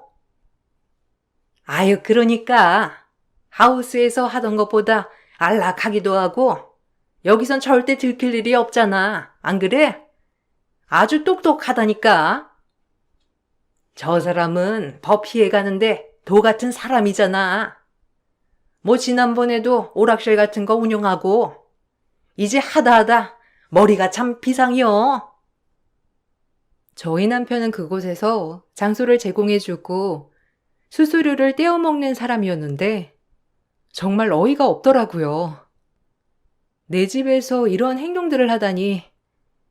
전 그 길로 바로 핸드폰으로 동영상을 찍었고 사진을 다 찍었어요. 그리고 바로 경찰을 불렀습니다. 저희 집이 좀 외진데 있어서 그 사람들이 도망가거나 할 겨를도 없이 경찰이 출동했고 남편은 조사를 받게 되었는데 조사를 받으면서도 반성은 절대 안 하더라고요. 그저 저를 원망하는 눈빛과 말투, 네가 다 망쳤다는 듯한 어조. 정말 황당하고 어이없었어요. 그리고 장소를 제공받은 사람들 또한 저희 남편을 원망하는 눈으로 쳐다봤고 아주 끼리끼리더라고요. 온갖 정이 다 털렸어요. 네가 다 망쳤어, 알아? 내가 벌어다 준 돈으로 편하게 사는 게 내 뒤통수를 쳐? 네가 그러고도 무사할 것 같아? 네가 벌어다 준 돈? 정신 나갔구나. 그동안 사업한다고 가져갔던 돈들이 이런 일을 하려고 쓰였던 거니? 나 가만 안 있어. 내가 미련했지. 아기 아빠라는 이유로 널 그냥 믿었으니까. 이제 절대 안 믿어. 내가 다 뺏어올 거니까 두고 봐. 무식하면 말을 마. 너도 한 배를 탄 거야, 알아? 내가 벌어다 준 돈으로 얼마나 행복하게 지냈어? 그러니 너도 동조한 거라고. 어디 그렇게 말해봐. 무슨 수를 써서라도 너 콩밥 먹여줄 테니까. 그리고 지희 볼 생각 마. 너 같은 아빠 없는 게 훨씬 나으니까. 전 참고인 조사도 마치고 집으로 향했고 남편의 금고에서 그동안에 비정상적으로 재산을 취득한 자료들을 모든 증거 자료로 법원에 제출했어요. 주택 매입 또한 몰래 이런 장소를 마련하기 위해서 이렇게 확장을 한 거였더라고요. 그동안 시골 비닐하우스에서만 하던 것들을 아예 이렇게 집을 지어 집안에 따로 차고 형식으로 자리를 마련한 거였죠. 아주 영악한데요? 규모하게 피해 다니면서 계속 수수료 먹고 이런 식으로 재산을 불리고 정말 보통이 아니네요. 네, 몰랐어요, 한사코. 이거 다 증거 자료로 제출할게요. 그리고 이혼 소송도 같이 진행해 주세요. 우리 아이 아빠 할 자격 없으니까요. 경찰과 검찰은 이 모습을 보고 보통이 아니라며 혀를 내두르더라고요. 그리고 전 이혼 소송까지 같이 진행을 했습니다. 남편 아니면 난 이제 내 가족이 한 명도 없다는 두려움으로 늘 남편을 믿고 지지했지만 무슨 용기인지 정말 생각이 전환되더라고요. 아이에게도 이런 아빠보다 없는 게 낫다고 생각이 들었고 남편의 수사가 이어지자 시어머니는 저에게 막말을 해대며 다시 모든 걸 제자리로 돌려놓으라고 하더군요. 어이가 없었고 저 역시 시어머니에게 막말을 한가득 했어요. 너 누구 돈으로 그렇게 호사했어? 이제 와서 네 남편한테 죄를 물어? 얼마나 너희 먹여 살리려고 그렇게 악착같이 노력했는데 네가 뒤통수를 쳐? 네가 화근이야, 애초에 네가. 우리 아들 이렇게 된 것도 너 때문이야. 꼴랑 그깟 유산으로 우리 아들 무슨 사업을 할 수 있었겠어? 그러니 이런 거나 해대는 거지. 너희 먹여 살리려고. 입이 있으면 말을 해봐. 정신 나간 노인네가 뚫린 입이라고 막말하네. 내가 그동안 그래도 참았어. 가족이라는 이유로 내가 이해해야지 했다고. 근데 뒤에서 이딴 짓을 해놓고 이것 또한 나 때문이라고? 내 돈 야금야금 가져가서 겨우 한다는 짓이 이딴 일이야? 당신도 똑같아. 그때 우리 집 왔을 때 알았겠지? 아니, 그 전부터 알았겠지. 모든 거 다 회수할 거고 가만 안 둬 당신들. 길거리에 나 앉을 준비나 해. 절저히 혼자인 네가 뭘 할 수 있겠니? 기들 친정이 있어. 어디 마음 붙일 형제가 있어. 너 혼자 그렇게 애써봐. 그렇게 생각해. 당신 같은 가족을 둘 바엔 안 보는 게 나아. 노망난 할망구야. 재산 토해낼 생각이나 해. 알겠어? 무식해가지고. 전 그 길로 변호사를 찾아가 저희 집 유산을 찾아올 방법을 물색했어요. 그나마 다행인 건 꾸준히 제 통장에서 남편에게 입금했던 거래 내역과 그리고 그 돈으로 시어머니의 집도 사고 했던 것들이 모두 다 나오더라고요. 비정상적인 재산 취득으로 인한 거죠. 변호사는 다 찾아오기는 힘들지만 일부는 찾아올 수 있다고 했고 지금 전원주택도 소송으로 가져오자고 했어요. 전 그렇게 남편과의 길고 긴 싸움을 했습니다. 저와는 별개로 잘못된 장소를 제공한 수법의 죄를 받고 그리고 저와 이혼소송 또 재산분할의 소송이 이어졌어요. 3년이 넘게 걸렸고 저도 그 일에 가담하지 않았다는 증거 자료들을 제출하느라 꽤 긴 싸움이 흘렀던 거예요. 하지만 옆에서 변호사님이 많이 도와주셔서 다행히도 모든 돈은 아니었지만 엄마 아빠가 남겨주신 유산으로 지은 집을 되찾을 수 있었고 남편은 구속이 확정되었어요. 구속이 확정되니 친권과 양육권은 자연스레 박탈되었어요. 그리고 시어머니 또한 남편의 잘못된 재산 취득으로 인해 집을 매매한 것이 들통나서 그 집을 나가게 되었죠. 제가 쓰고 있던 핸드폰이 통화를 할 때마다 자동 녹음이 되는 핸드폰이어서 그동안 남편과의 통화, 어머님과의 통화 내역으로 인해 저는 절대 이 일에 가담하지 않았다는 것이 확실시되었고 시어머니와 남편은 한통속이라는 결론이 내려졌어요. 아이고, 내가 진짜 미치겠다. 아주 여자 하나 잘못 들여서 이게 뭔 고생이라니? 정말 우리 아들이 왜 구속이 돼? 열심히 산 것밖에 없는데 다 너 때문 아니야? 내가 그리고 이 집을 왜 토해내야 하냐고? 너 잘못 생각하나 본데 우리가 없으면 넌 무조건 혼자 지내야 돼. 알아? 네 가족 단 한 명도 없이 넌 철저히 혼자라고. 그런데도 불구하고 네가 그래? 당신 같은 가족 필요 없어. 모든 돈을 회수 못한 게 안타까울 뿐이야. 내가 돌았지. 이딴 집구석에 뭘 믿고. 지 절대 볼 생각 마. 당신들이랑 절대 교류 못하게 할 거니까. 인생이 비합법적인 인간들 감히 날 속이고 뒤에서 이런 짓을 해? 아직 벌을 덜 받았어. 우리 지가 우리 집 핏줄인데 내가 왜 지 일을 못 봐? 네가 뭔데 우리를 끊어내? 네가 그러고도 무사할 줄 알아? 저기요, 벌금 낼 돈이랑 당신 집 구할 생각이나 하세요. 이제 다 가압류 들어갈 건데 정신 못 차리고 헛소리하네 아주. 시어머니는 결국 그 집에서 쫓겨나게 되었고 있는 돈으로 어떻게 해서 작은 원룸을 하나 얻었어요. 그들이 원하던 삶이 아주 다 물거품이 돼버린 거죠. 쉽게 돈을 벌려고 했던 어리석음이 이렇게 법적 절차로 돌아올 줄 아마 몰랐겠죠? 그리고 저 역시 그들 말에 늘 오냐오냐 할 줄 알았겠죠.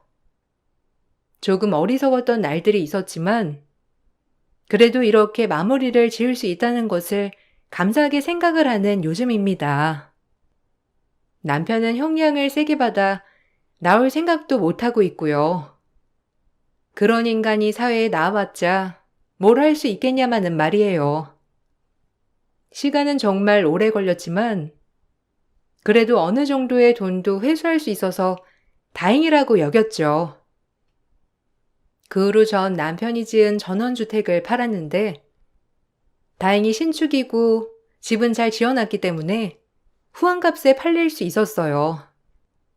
그리고 저희는 딸과 경기도로 이사를 왔고 우연히 그 집을 매매하고 다시 구매한 경기도의 집이 폭등을 하면서 저는 그래도 딸아이와 걱정 없이 살 수 있었어요. 그리고 돌이켜보니 정말 제 마음이 그때 왜 이렇게 심신미약이었나 싶더라고요.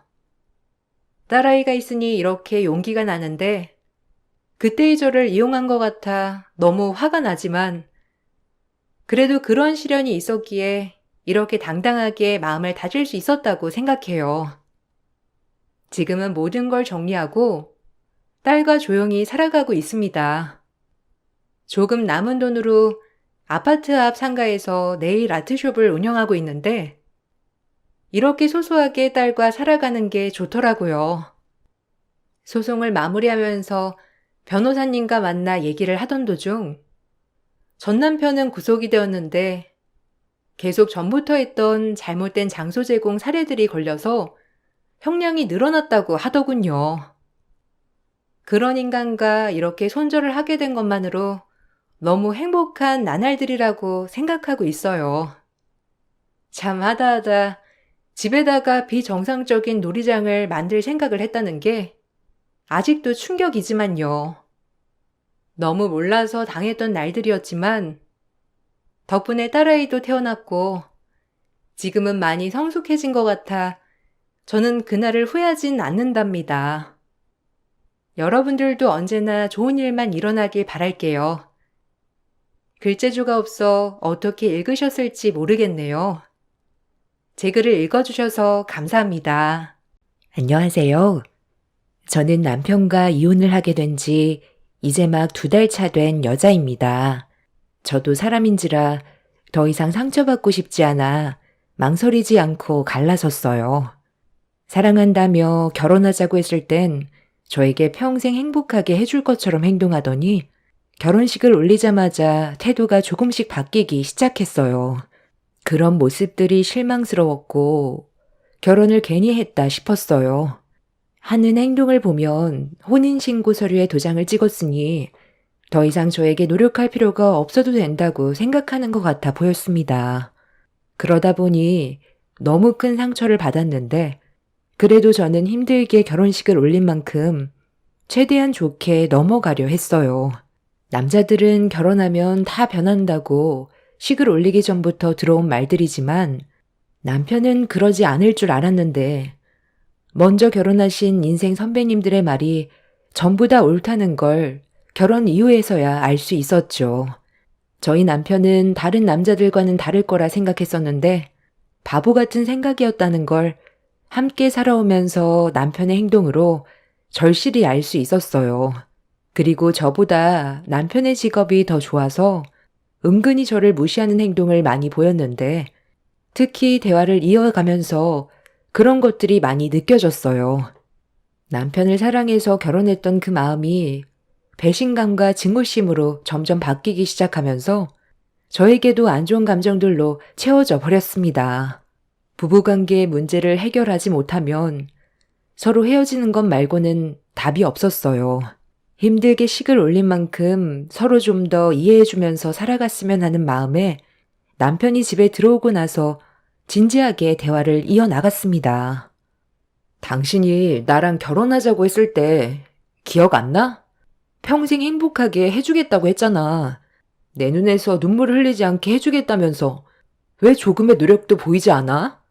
어느 정도 납득이 될 만한 이유가 있어야 나도 받아들일 텐데 특별한 이유도 없이 갑자기 바뀐 당신의 행동이 나는 이해를 하지 못하겠어. 글쎄, 나도 당신과 살면서 여러 가지로 맞지 않은 부분들이 있다고 생각하니까 좋지 않은 감정이 표출될 수밖에 없는 건데 노력한다고 바뀔 문제는 아닌 것 같아. 당신도 살면서 나랑 안 맞는 부분들이 많다는 걸 계속해서 느끼면서 살고 있을 거 아니야. 그런데 뭐하러 힘들게 맞춰 나가려 하는 건데? 그러니까 이혼을 하자는 거야? 당신은 결혼이 장난이었어? 서로 안 맞는 부분들이 있어도 사랑해서 결혼했으면 부족한 부분들에 대해서는 맞춰 나갈 생각을 해야지. 무작정 갈라서겠다고 하면 그걸로 끝인 거야? 결혼이 무슨 애들 장난도 아니고 왜 이렇게 무책임해? 당신은 양가 부모님 걱정 끼쳐드리고 싶어? 납득할 만한 이유가 있으면 이혼해 줄게. 하지만 그게 아니라면 당신도 기본적인 건 지켜줘. 서로 얼굴 붉히면서 사는 것보단 웃으면서 살면 좋잖아. 그건 당신 생각이지. 나는 그렇게 할 수 없으니까 힘들다고 하는 거야. 결혼이 애들 장난은 아니지. 그렇다고 억지로 살아갈 수는 없는 거잖아? 서로 생각하는 결혼 생활이 다른데 어떻게 웃음이 나오겠어? 내가 너를 대할 때의 안 좋은 감정들은 점점 더 커질 뿐이지 좋아질 수 있는 방법은 아마 없을 거야. 이 정도면 어느 정도 전달이 된 것 같은데 시간이 지날수록 우리 관계는 점점 더 힘들어질 텐데 굳이 힘든 길을 선택할 필요 있어? 나는 당신과 최대한 좋게 정리하고 싶어. 당신 정말 이기적이구나. 나는 마음의 준비가 되지도 않았었는데도 결혼을 선택했던 이유가 뭐였는지 알아? 당신이 나를 진심으로 사랑해주는 것 같은 느낌을 받았기 때문에 내린 결정이었어. 당신이 아니면 앞으로 살면서 더 좋은 남자를 만나지 못할 것 같아 선택한 결정이었다고. 그런데 이제 와서 내 삶을 송두리째 망쳐놓고 정리하자고 하면 끝이야? 원하는 게 이혼이면 그렇게 해줄게. 하지만 무엇 때문에 나랑 이혼할 건지에 대해 정확하게 얘기해. 양가 부모님께 당신의 의사를 확실하게 밝힌 다음에 모두가 수용했을 때 도장 찍을 거야. 내가 물건도 아니고 단순 변심으로 인한 이혼이 말이 된다고 생각해? 남편은 저와 왜 헤어지고 싶은지에 대해서는 조금도 말을 해주지 않았어요. 이혼 문제인데 그냥이라는 답은 저에게 용납이 되지 않았습니다. 그리고 제 입으로 양가 부모님께 이혼 얘기를 꺼내고 싶지 않았어요. 남편은 생각이 정리가 되는 대로 양가 부모님께 본인이 직접 말을 하겠다고 저에게 확실한 의사를 밝힌 뒤 자리에서 일어나 버렸어요. 그날 멈추지 않는 눈물을 훔치느라 너무 힘이 들었는데 어떠한 예고도 없이 시부모님이 늦은 시간 갑자기 찾아오셨습니다. 갑자기 와서 많이 놀랐니? 급하게 해결해야 될 문제가 있어서 온 거니? 간단하게 할 말만 하고 돌아가마. 건우가, 너도 자리에 앉아야지. 나는 이 자리가 너무 불편해서 먼저 밖에서 기다리고 있을 테니 할 말 끝나면 알아서 나와. 하나밖에 없는 자식이 부모 속 다 뒤집어 놓는구나. 아, 살다 보면 당연히 그럴 수도 있는 거지. 당신은 방해만 되니까 차에서 기다리고 있어.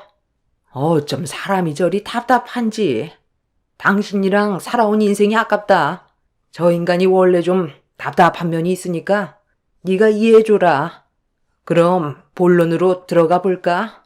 내가 갑자기 연락도 없이 급하게 온 이유는 너희 둘의 관계 때문이다. 대충 듣긴 했는데 지금 이혼 얘기가 오고 가고 있다면서? 사람 일이라는 게 원래 예상치 못한 상황들이 발생할 때도 있긴 하지만 그걸 어떻게 지혜롭게 해결해 나가냐에 따라 받는 피해도 적어지는 법이야. 그래서 내가 직접 올 수밖에 없었다. 이혼이 너희들만의 문제도 아니고 여러 가지로 복잡한 것들이 많이 걸려 있으니까 서로가 상처도 덜 받고 어느 정도 수용할 수 있는 선에서 정리하는 게 좋을 것 같아 온 거니? 너도 내가 하는 말을 잘 들었으면 좋겠다. 그러니까 어머님이 지금 여기에 오신 이유가 이 사람과의 이혼 문제 때문에 온 거였어요? 언제부터 알고 계셨던 거예요? 저는 오늘 처음 꺼낸 얘기였는데요. 내 아들한테 오늘 얘긴 했겠지만 너도 어느 정도는 느끼고 있었을 거 아니야. 오래가지 못할 것 같다는 생각이 예전부터 들었기 때문에 오늘 이혼 얘기가 나온 거 아니었어? 내 아들도 너와 마찬가지로 그런 고민거리들이 있다 보니 나한테 진작에 털어놨던 거고 그래서 고민 끝에 하루빨리 해결 보려고 찾아온 거다. 저는 이 사람에 대한 감정이 조금도 없었는데 이 사람은 저를 대하는 모든 행동들이 달라지기 시작했어요. 결혼식 올리자마자 조금씩 변해가더니 지금은 결혼 전보다 못한 사이가 되어버렸는데 제가 뭘 잘못했고 왜 상처를 받아야 하는지 모르겠어요. 이혼 얘기를 주고받자마자 오신 걸 보면 어머님은 이런 상황을 기다리고 계셨나 봐요. 정확하게 어떤 이유에서 제가 왜 이혼을 당해야 하는 건지 확실하게 알지 못하면 이혼은 성립되지 않을 거예요. 서로 안 맞는 부분들이 있다면 이혼하는 거지. 굳이 이유를 찾아야 되는 거니? 내 아들이 나한테 했던 말들을 들어보면 나는 대충 답 나오던데? 이건 결혼 생활에서 정말 기본적인 건데 네가 뭘 잘못했는지 모른다고 하니까 왜 내 아들이 심각하게 생각하고 있는지 충분히 알 수 있을 것 같구나. 남편이 저와 이혼하자고 했던 이유를 시모에게 들었을 땐 너무 어이가 없어서 화가 머리끝까지 올라와 버렸습니다. 영어 학원 강사인 저로선 남편이 시모에게 전달했던 말들이 이해가 되지 않았어요. 한마디로 그냥 학원 일을 그만두고 집에서 가사 일이나 하라는 말로밖엔 들리지 않았습니다. 다른 강사분들과 대화 정도 나눌 수 있고 꽤 오래 함께 일해온 동료들이기 때문에 당연히 웃으면서 일상적인 대화를 이어갈 수 있는 건데 그런 모습이 마음에 들지 않았다는 말을 남편이 아닌 시모에게 전해 들었을 땐 남편한테 너무 큰 실망을 하게 되었던 거죠. 남편과 연애하고 결혼한 시간보다 직장 동료들과 함께 일해온 시간이 훨씬 많았었기 때문에 남편보다 저를 더 잘하는 건 당연한 건데 자기가 몰랐던 걸 직장 동료들은 알고 있다며 상황을 상당히 불편하게 만들었던 적이 있었어요. 그때가 회식이 있었던 날이었는데 굳이 남편도 참석하겠다면서 끼어들더니 분위기까지 망쳐버려서 상당히 난감하게 만들었던 적이 있었어요. 거기까지는 최대한 이해하고 넘어가려 했었는데 제가 다른 남자 강사들과 너무 허물없이 지낸다고 바람기가 많은 여자인 것 같다는 황당한 말을 시모에게 전달했던 거였네요. 남편이 혼자 생각하고 상상해온 오해가 점점 커지게 되니 저를 대하는 행동에서도 문제가 생긴 거였어요. 남편의 생각을 전달받은 시모한테 모든 상황을 듣게 되니 기분이 정말 안 좋았습니다. 속마음을 저에게 전부 털어놔야 해결이 되는 문제들을 시모에게만 털어놨다는 게 너무 화가 치밀어 올랐어요. 이런 중요한 일들을 저에게 말하지 않아서 이혼의 문턱까지 왔다는 게 어이가 없었습니다. 저는 시모에게 모든 게 오해라고 최대한 풀어가려고 했지만 시모는 제가 하는 말이 중요하지 않는 듯 했어요. 더는 듣고 싶지 않다면서 그냥 남편과 이혼하길 원하길래 시모와 저와의 목소리는 점점 높아져 버렸어요. 어머님, 이건 오해로 시작된 문제잖아요. 좋게 풀고 다시 관계 회복을 하면 되는 걸 왜 이혼을 강요하는 거세요? 어떤 상황인지 충분히 알았으니까 저희가 알아서 해결 볼게요. 그러니 어머님은 이제 그만 돌아가 주세요. 어머님 가시고 당신은 나랑 다시 대화 좀 해. 한번 시작된 물씨는 회복되기 힘들다는 거 모르니? 네가 그동안 행실을 똑바로 하지 않았으니까 이런 화를 불러일으킨 거지. 내 아들이 한 번 보고 그랬겠어? 어머니 말이 100번 맞는 말 같은데? 너는 그 버릇 못 고쳐. 남자들한테 친밀하게 꼬리치는 거 내가 한두 번 본 줄 알아? 일상에서도 수도 없이 봐온 행동이야. 그럼 맨날 인상만 쓰고 다니라는 거야? 아예 말도 하지 말라는 거냐고. 나 영어 강사야. 학생들 가르치는데 텐션이 높아야 된다고. 다른 강사들도 다 똑같아. 내가 집에 와서까지 그래? 그런 거 아니잖아. 직업 특성상 어쩔 수 없다는 거 알면서 왜 이해를 해주지 못하는 건데?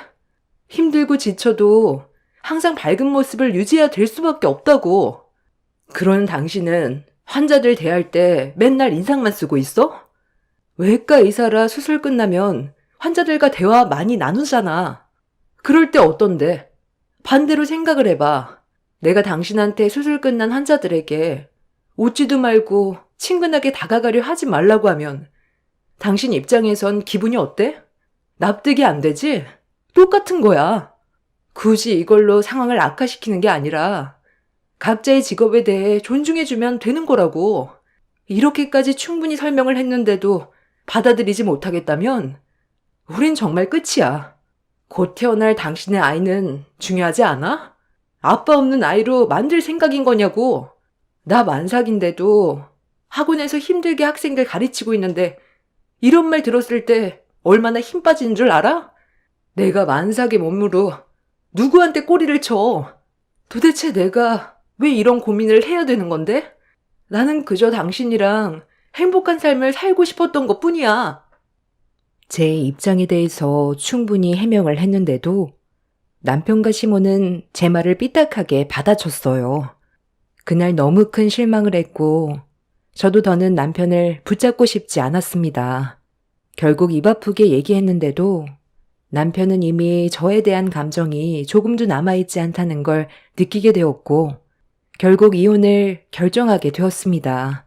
각자의 성격 차이도 있었겠지만 그래도 부부관계가 되었으면 서로 믿고 각자의 위치에 대해 존중해줄 필요가 있는 건데 남편은 제 입장에 대해 조금도 이해해주지 않았어요. 그렇게 합의 이혼을 하기 위해 최대한 좋게 조율하고 끝내려는데 여기서 문제가 생겼습니다. 시모가 원인 제공을 제가 했으니 그만큼 손해를 봤기 때문에 제가 남편에게 위자료를 줘야 한다고 분위기를 안 좋게 만들었어요. 시모가 개입을 하기 전까진 남편과 재산 분할도 똑같이 하고 최대한 좋게 끝내려 했었는데 갑자기 시모가 끼어드는 바람에 그 말에 동요된 남편이 갑자기 말을 바꾸어 버렸고 이 문제로 두 모자와 대판 싸우게 되었습니다. 너랑 내 아들이 벌어들이는 수익 자체가 다른데 뭘 똑같이 공평하게 나누겠다는 거냐? 우리가 피해자 아니야? 네가 처신만 똑바로 했어도 이런 문제는 생기지 않았을 거라고. 잘한 것도 없으면서 재산의 절반을 가져가겠다는 말이 된다고 생각하니? 위자료까지 줘도 모자를 파네. 어디서 똑같이 나누려 들어? 어머님, 재산 분할을 왜 공평하게 했는지에 대해 모르잖아요. 이 사람이 의사라고 해서 모아둔 돈이 많은 것도 아니었잖아요. 이 아파트 공동 명의로 되어 있어요. 지분도 제가 훨씬 많고요. 그리고 왜 제가 위자료를 줘야 하는 건데요? 조금도 잘못한 게 없는데 위자료를 줘야 한다는 게 정말 황당하네요. 제가 무슨 바람을 피웠나요? 다른 강사들한테 눈웃음 친 것만도 벌써 바람 핀 거나 똑같지. 원인 제공을 네가 먼저 했고 그런 행동 때문에 내 아들이 상처를 받아서 이혼까지 온 건데 왜 우리가 피해자가 아니라는 거야? 합의 이혼 해결되지 않으면 소송으로 진행할 거다. 나는 절대로 재산 분할 똑같이 나누게 할 생각 없으니까 그렇게 알고 있어라. 아, 그래요? 무슨 뜻인지 잘 알겠어요. 소송 진행할게요. 저도 최대한 좋게 해결 보려 했는데 이런 식으로 더럽게 나오니 저도 좋게 넘어가지 못하겠네요. 당신이 잘한 것도 없으면서 왜 이렇게 당당한 거야? 우리 어머니 말이 틀린 것도 아니잖아. 너랑 결혼식 올릴 때까지만 해도 정말 행복했었는데 네가 다른 여자들에 비해 지나치게 바람기가 많다는 걸 알았을 때 내가 얼마나 실망했는지 알아? 그런데 뭘 잘했다고 우리 어머니한테 큰 소리야? 그래, 네가 원하는 대로 소송으로 가보자. 네가 바라는 대로 모든 게 이루어지지 않을 거야. 내 인생 송두리째 망쳐놨으니 그에 따른 피해에 대해 금전적인 보상은 당연히 해야 할 거야. 두 모자를 상대로 힘든 싸움이 될 것 같아 너무 막막했어요. 그래도 좋았던 감정들도 있어서 최대한 좋게 조율하고 끝내려 했는데 제 계획과 다르게 소송으로까지 이어져서 머리가 깨질 듯 아파졌고 사람의 욕심은 한도 끝도 없다는 것 또한 알 수 있었습니다. 그렇게 냉전이 오고 가는 사이 저는 소송을 준비했고 이런 심각한 상황을 알게 된 부모님께서도 화가 많이 나셨는지 남편에게 막말을 퍼부어 버렸어요. 그렇게 힘든 시간들을 보내고 있던 어느 날 남편한테 아침에 전화가 와서 받았는데 당직날 수술이 잡히는 바람에 상당히 힘든 시간을 보냈다며 운전할 힘도 없고 저와 진지하게 할 말도 있으니 대신 좀 운전해 달라고 하길래 처음엔 당연히 가지 않겠다고 했어요. 그런데 남편이 갑자기 소송보다는 합의 이혼할 생각이라며 저와 최대한 좋게 끝내고 싶으니 일단 나와서 대화를 좀 하자고 하길래 저도 곧 출산이 임박했던 상태라 소송으로 오랜 시간 끌고 싶지 않아 어쩔 수 없이 택시 타고 병원으로 향했습니다. 그렇게 기다리고 있던 남편을 차에 태우고 집으로 출발하려는 순간 갑자기 검은색 차량이 불쑥 튀어나와 제 앞을 가로막았어요. 만삭이었던 저는 몸이 둔해져 있었기 때문에 반응이 늦어 브레이크를 늦게 밟았는데 부딪힐까봐 핸들을 틀었지만 결국 앞차와 살짝 부딪히게 되는 사고를 유발하게 되었습니다. 남편은 짜증 섞인 목소리로 저에게 화를 냈고 저는 차에서 천천히 내려 차량 상태를 확인했어요. 남편은 산지 얼마 되지 않았던 신차에 흠집이 났다고 저에게 화를 내더니 만삭인 저를 사정없이 패대기 쳐버렸습니다. 바닥에 철퍼덕하고 넘어진 저는 순간적으로 너무 놀랐는지 온몸이 경직이 되었고 아랫배에 통증이 오기 시작했어요. 야, 이게 얼마짜리인 줄 아냐? 그냥 운전만 하면 되는 건데 왜 앞차를 들이박아? 브레이크는 장식이야? 내가 정신 나갔지. 힘들어도 그냥 내가 운전했으면 이런 일은 생기지도 않았을 텐데 너는 끝까지 내 속을 뒤집어 놓는구나. 뭘 쳐다보고 있어? 보험사 불러야 할 거 아니야? 만삭이면 내가 다 봐줘야 되는 거야? 그 뱃속에 있는 아이가 내 아이가 맞긴 하냐? 네가 남자들한테 하는 꼴을 보면 분명 다른 남자랑 잠자리를 가졌겠지. 유전자 검사해보지 않는 이상 나는 너의 모든 게 의심스러워. 내가 왜 소송까지 안 가려는 줄 알아? 그 기간 동안 너를 계속 마주해야 되잖아. 나는 그런 시간조차 싫다는 거야. 그래서 그냥 어머니 말 무시하고 합의하려 했던 건데 내가 미쳤지. 손해본 부분까지 전부 다 청구할 거고 예정대로 소송 갈 거니까 너 혼자 알아서 집에 들어가라. 만삭인 내가 오늘 이 자리에 왜 나왔는지 알아? 그래도 당신과 좋았던 기억도 있으니까 너를 사랑해서 결혼했던 거니까 헤어지더라도 최대한 좋게 끝내고 싶어 나왔던 거야. 소송이 아닌 합의 이혼으로 조용히 갈라서고 싶었던 것 뿐이라고. 그리고 이게 내 잘못이야? 저 차가 갑자기 튀어나온 바람에 대응이 늦었던 것 뿐이야. 나도 신차인 거 알고 있고 비싼 차라는 것도 알고 있어. 그래도 아무리 화가 나도 그렇지. 어떻게 만삭인 나를 패대기 칠 수 있어? 뱃속에 있는 아이, 당신 아이가 맞는데 왜 이렇게 나를 힘들게 하냐고. 확실하게 미련 버리게 해줘서 고맙네. 원하는 대로 소송으로 끝까지 한번 해봐. 남편의 충격적인 행동에 너무 놀라 눈물이 앞을 가렸어요. 그래도 만삭인 몸인데 신차 흠집 냈다고 저를 사정없이 패대기 칠 거라곤 전혀 예상하지 못했습니다.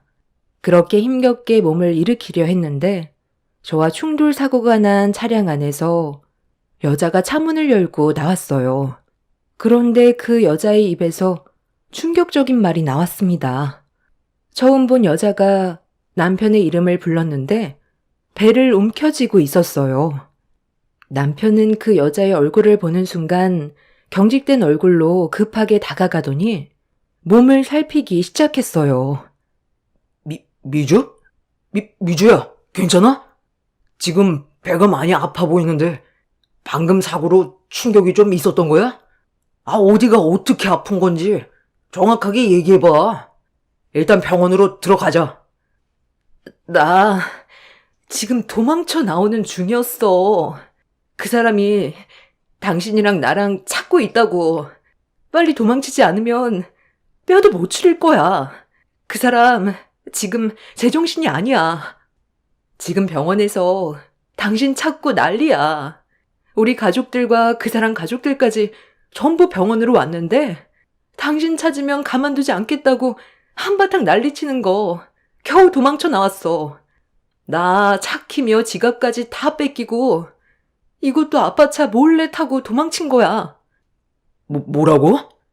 최대한 들키지 않게 조심하라고 했잖아. 일단 몸부터 피하자. 여기 말고 다른 병원으로 가서 몸 상태를 확인해 보는 게 좋겠어. 걸을 수 있겠어? 충격적인 말을 듣게 된 저는 입을 다물지 못했어요. 저는 남편한테 무슨 상황이냐고 물어봤는데 내 말은 아예 들리지도 않는 듯 했습니다. 그 여자는 저를 흘기 쳐다보더니 만삭인 제 배를 한번 훑어보곤 자신의 배를 어루만지고 있었어요. 저는 남편에게 어떤 상황인지 안 물어봐도 딱 알 수 있겠더라고요. 그 여자의 뱃속에도 남편의 아이가 있다는 걸 알 수 있었고, 그런 상황이 너무 기가 막혀 힘겹게 남편에게 걸어가 머리채를 잡아 버렸습니다. 남편은 지체할 시간이 없다면서 저를 강하게 뿌리친 뒤 차에 올라타려는 순간 멀리에서 한 여성이 남편 옆에 있던 여자를 부르며 뛰어오고 있었습니다. 남편과 여자는 서둘러 차에 올라타려 했는데 남편의 차량을 막아선 한 남자가 한쪽 손에 야구방망이를 들고 있었습니다. 남편은 차 안에 들어가 문을 잠가버렸고 상간녀는 뛰어온 여성에 의해 붙잡히게 되었네요. 너 지금 이게 뭐 하는 짓이야? 내가 뭐가 부족해서 저런 놈한테 너를 뺏겨야 하는 건데 내가 못한 게 뭐가 있어서 저딴 놈과 바람난 거냐고? 쟤는 그냥 월급 받는 의사고 나는 이 병원을 이끌어갈 후계자라고. 모든 게 내가 훨씬 월등한데 왜 해선 안 될 짓을 저지른 거야? 정말 뱃속에 있는 아이가 저놈의 아이가 확실한 거 맞아? 마지막으로 물을게. 그 아이 저놈의 아이가 확실히 맞는 거냐고? 왜 말을 못해? 너 당장 일이 안 나와? 자문 잠근다고 문제가 해결되냐? 아유, 우리 아가야, 그런 거 아니지? 뱃속에 있는 그 아이, 우리 아들의 아이가 맞는 거지? 잘 지내다가 갑자기 왜 이탈을 했는지 모르겠지만 내 아들이 잘못이라도 했니? 뱃속에 있는 아이, 이 사람의 아이 아니에요. 그리고 저는 저 사람을 더 사랑해요. 병원 후계자, 그런 건 저에게 중요하지 않아요. 저를 얼마나 진심으로 사랑해 주는지가 중요한 거죠. 어머님 죄송하지만 저 여기까지만 할게요. 술만 먹으면 개가 되어버리는 이 사람과 더 이상 함께 살아갈 자신이 없어요. 그렇다고 저딴 놈이랑 바람나서 애까지 가죠? 내가 너한테 그동안 얼마나 잘했는데 술 먹은 김에 불만 같은 거 털어놓을 수도 있는 거지? 불만을 말로 하면 되지. 물건을 던지고 내 몸에 손댈 필요는 없잖아. 당신과는 정말 끝이니까 이제 그만 미련 버려. 당신한테 맞는 사람을 찾으라고. 병원 후계자라는 사람은 더 이상 참을 수 없었는지 들고 있던 야구방망이로 남편의 그랜저를 때려 부숴버렸습니다. 차량의 유리창이 깨지고 폐차 직전까지 부서진 차량 안에서 몸을 웅크리고 있던 남편이 왜 그동안 저와 이혼을 하려 했는지 단번에 알겠더군요. 너무 억지스럽다 싶었는데 다른 여자의 뱃속에 남편의 아이가 있었기 때문에 소송보단 협의 이혼으로 최대한 빨리 정리하려고 저를 아침부터 부른 거라는 걸 알 수가 있어서 남편을 절대로 용서할 수 없었어요. 병원 후계자인 그 남자는 쉬지 않고 차를 부쉈어요. 남편은 자기 신차가 전부 다 부서진다고 마음 아파하고 있는데 본처인 저는 전혀 보이지 않는 것 같더라고요. 새로 산 신차가 더 중요했으니 저를 패대기 쳤겠죠. 남편은 끝까지 차에서 나오지 않고 버티다가 갑자기 시동을 걸더니 앞에 있던 남자에게 갑자기 돌진을 해버렸어요. 자기가 바람 피운 건 잘못인데 남의 차를 부순 거에 대해선 용서할 수가 없을 것 같다며 분노했고 병원 후계자라는 남자는 남편이 밀어붙인 차량에 의해 사고를 당하게 되었습니다. 그 사이 경찰들이 와서 차량 안에 있던 남편을 밖으로 끌어내렸고 되돌릴 수 없는 길을 걸어가게 되었습니다. 병원 후계자인 그 남자도 잘못된 행동을 저지른 건 맞지만 고의로 상대방을 밀어버려 사고를 유발한 남편에게 더 큰 잘못으로 돌아갔어요. 원인 제공을 남편이 했고 이 문제로 많은 사람들이 받은 피해에 대해 법적 처벌을 받을 수밖에 없는 상황이 되어버렸죠. 남편이 바람을 피웠다는 결정적인 증거가 눈앞에 펼쳐졌기 때문에 상당히 불리한 상황이었고 저는 현재 남편과 이혼한 지 2달이 넘어가고 있습니다. 남편은 병원 후계자인 그 집안 사람들과 아직까지 법적 소송을 진행 중에 있는데 법정에선 남편의 죄질을 무겁게 판단해 징역 2년을 선고했는데 남편의 집안에서 항소를 했고 2차 공판을 기다리고 있는 중입니다. 그리고 상간녀의 뱃속에 있던 아이의 유전자를 확인까지 했는데 뱃속의 아이는 남편의 아이가 아니라 병원 후계자의 아이라는 게 밝혀졌습니다. 잠자리를 가진 건 맞지만 그 여자는 저희 남편의 아이라고 착각을 하고 있었던 거였죠. 저는 남편과 상간녀를 상대로 위자료까지 전부 다 받아낸 뒤 관계 정리가 되었지만 전 남편은 아마 힘든 시간을 겪게 될 것 같습니다. 상간녀가 뱃속의 아이가 병원 후계자의 자식이라는 걸 알게 되면서 전 남편에 대한 마음이 떠나가 버린 것 같아요. 그리고 상대 병원 후계자 집안에서는 상간녀가 아닌 뱃속의 아이만 원하고 있는 중입니다.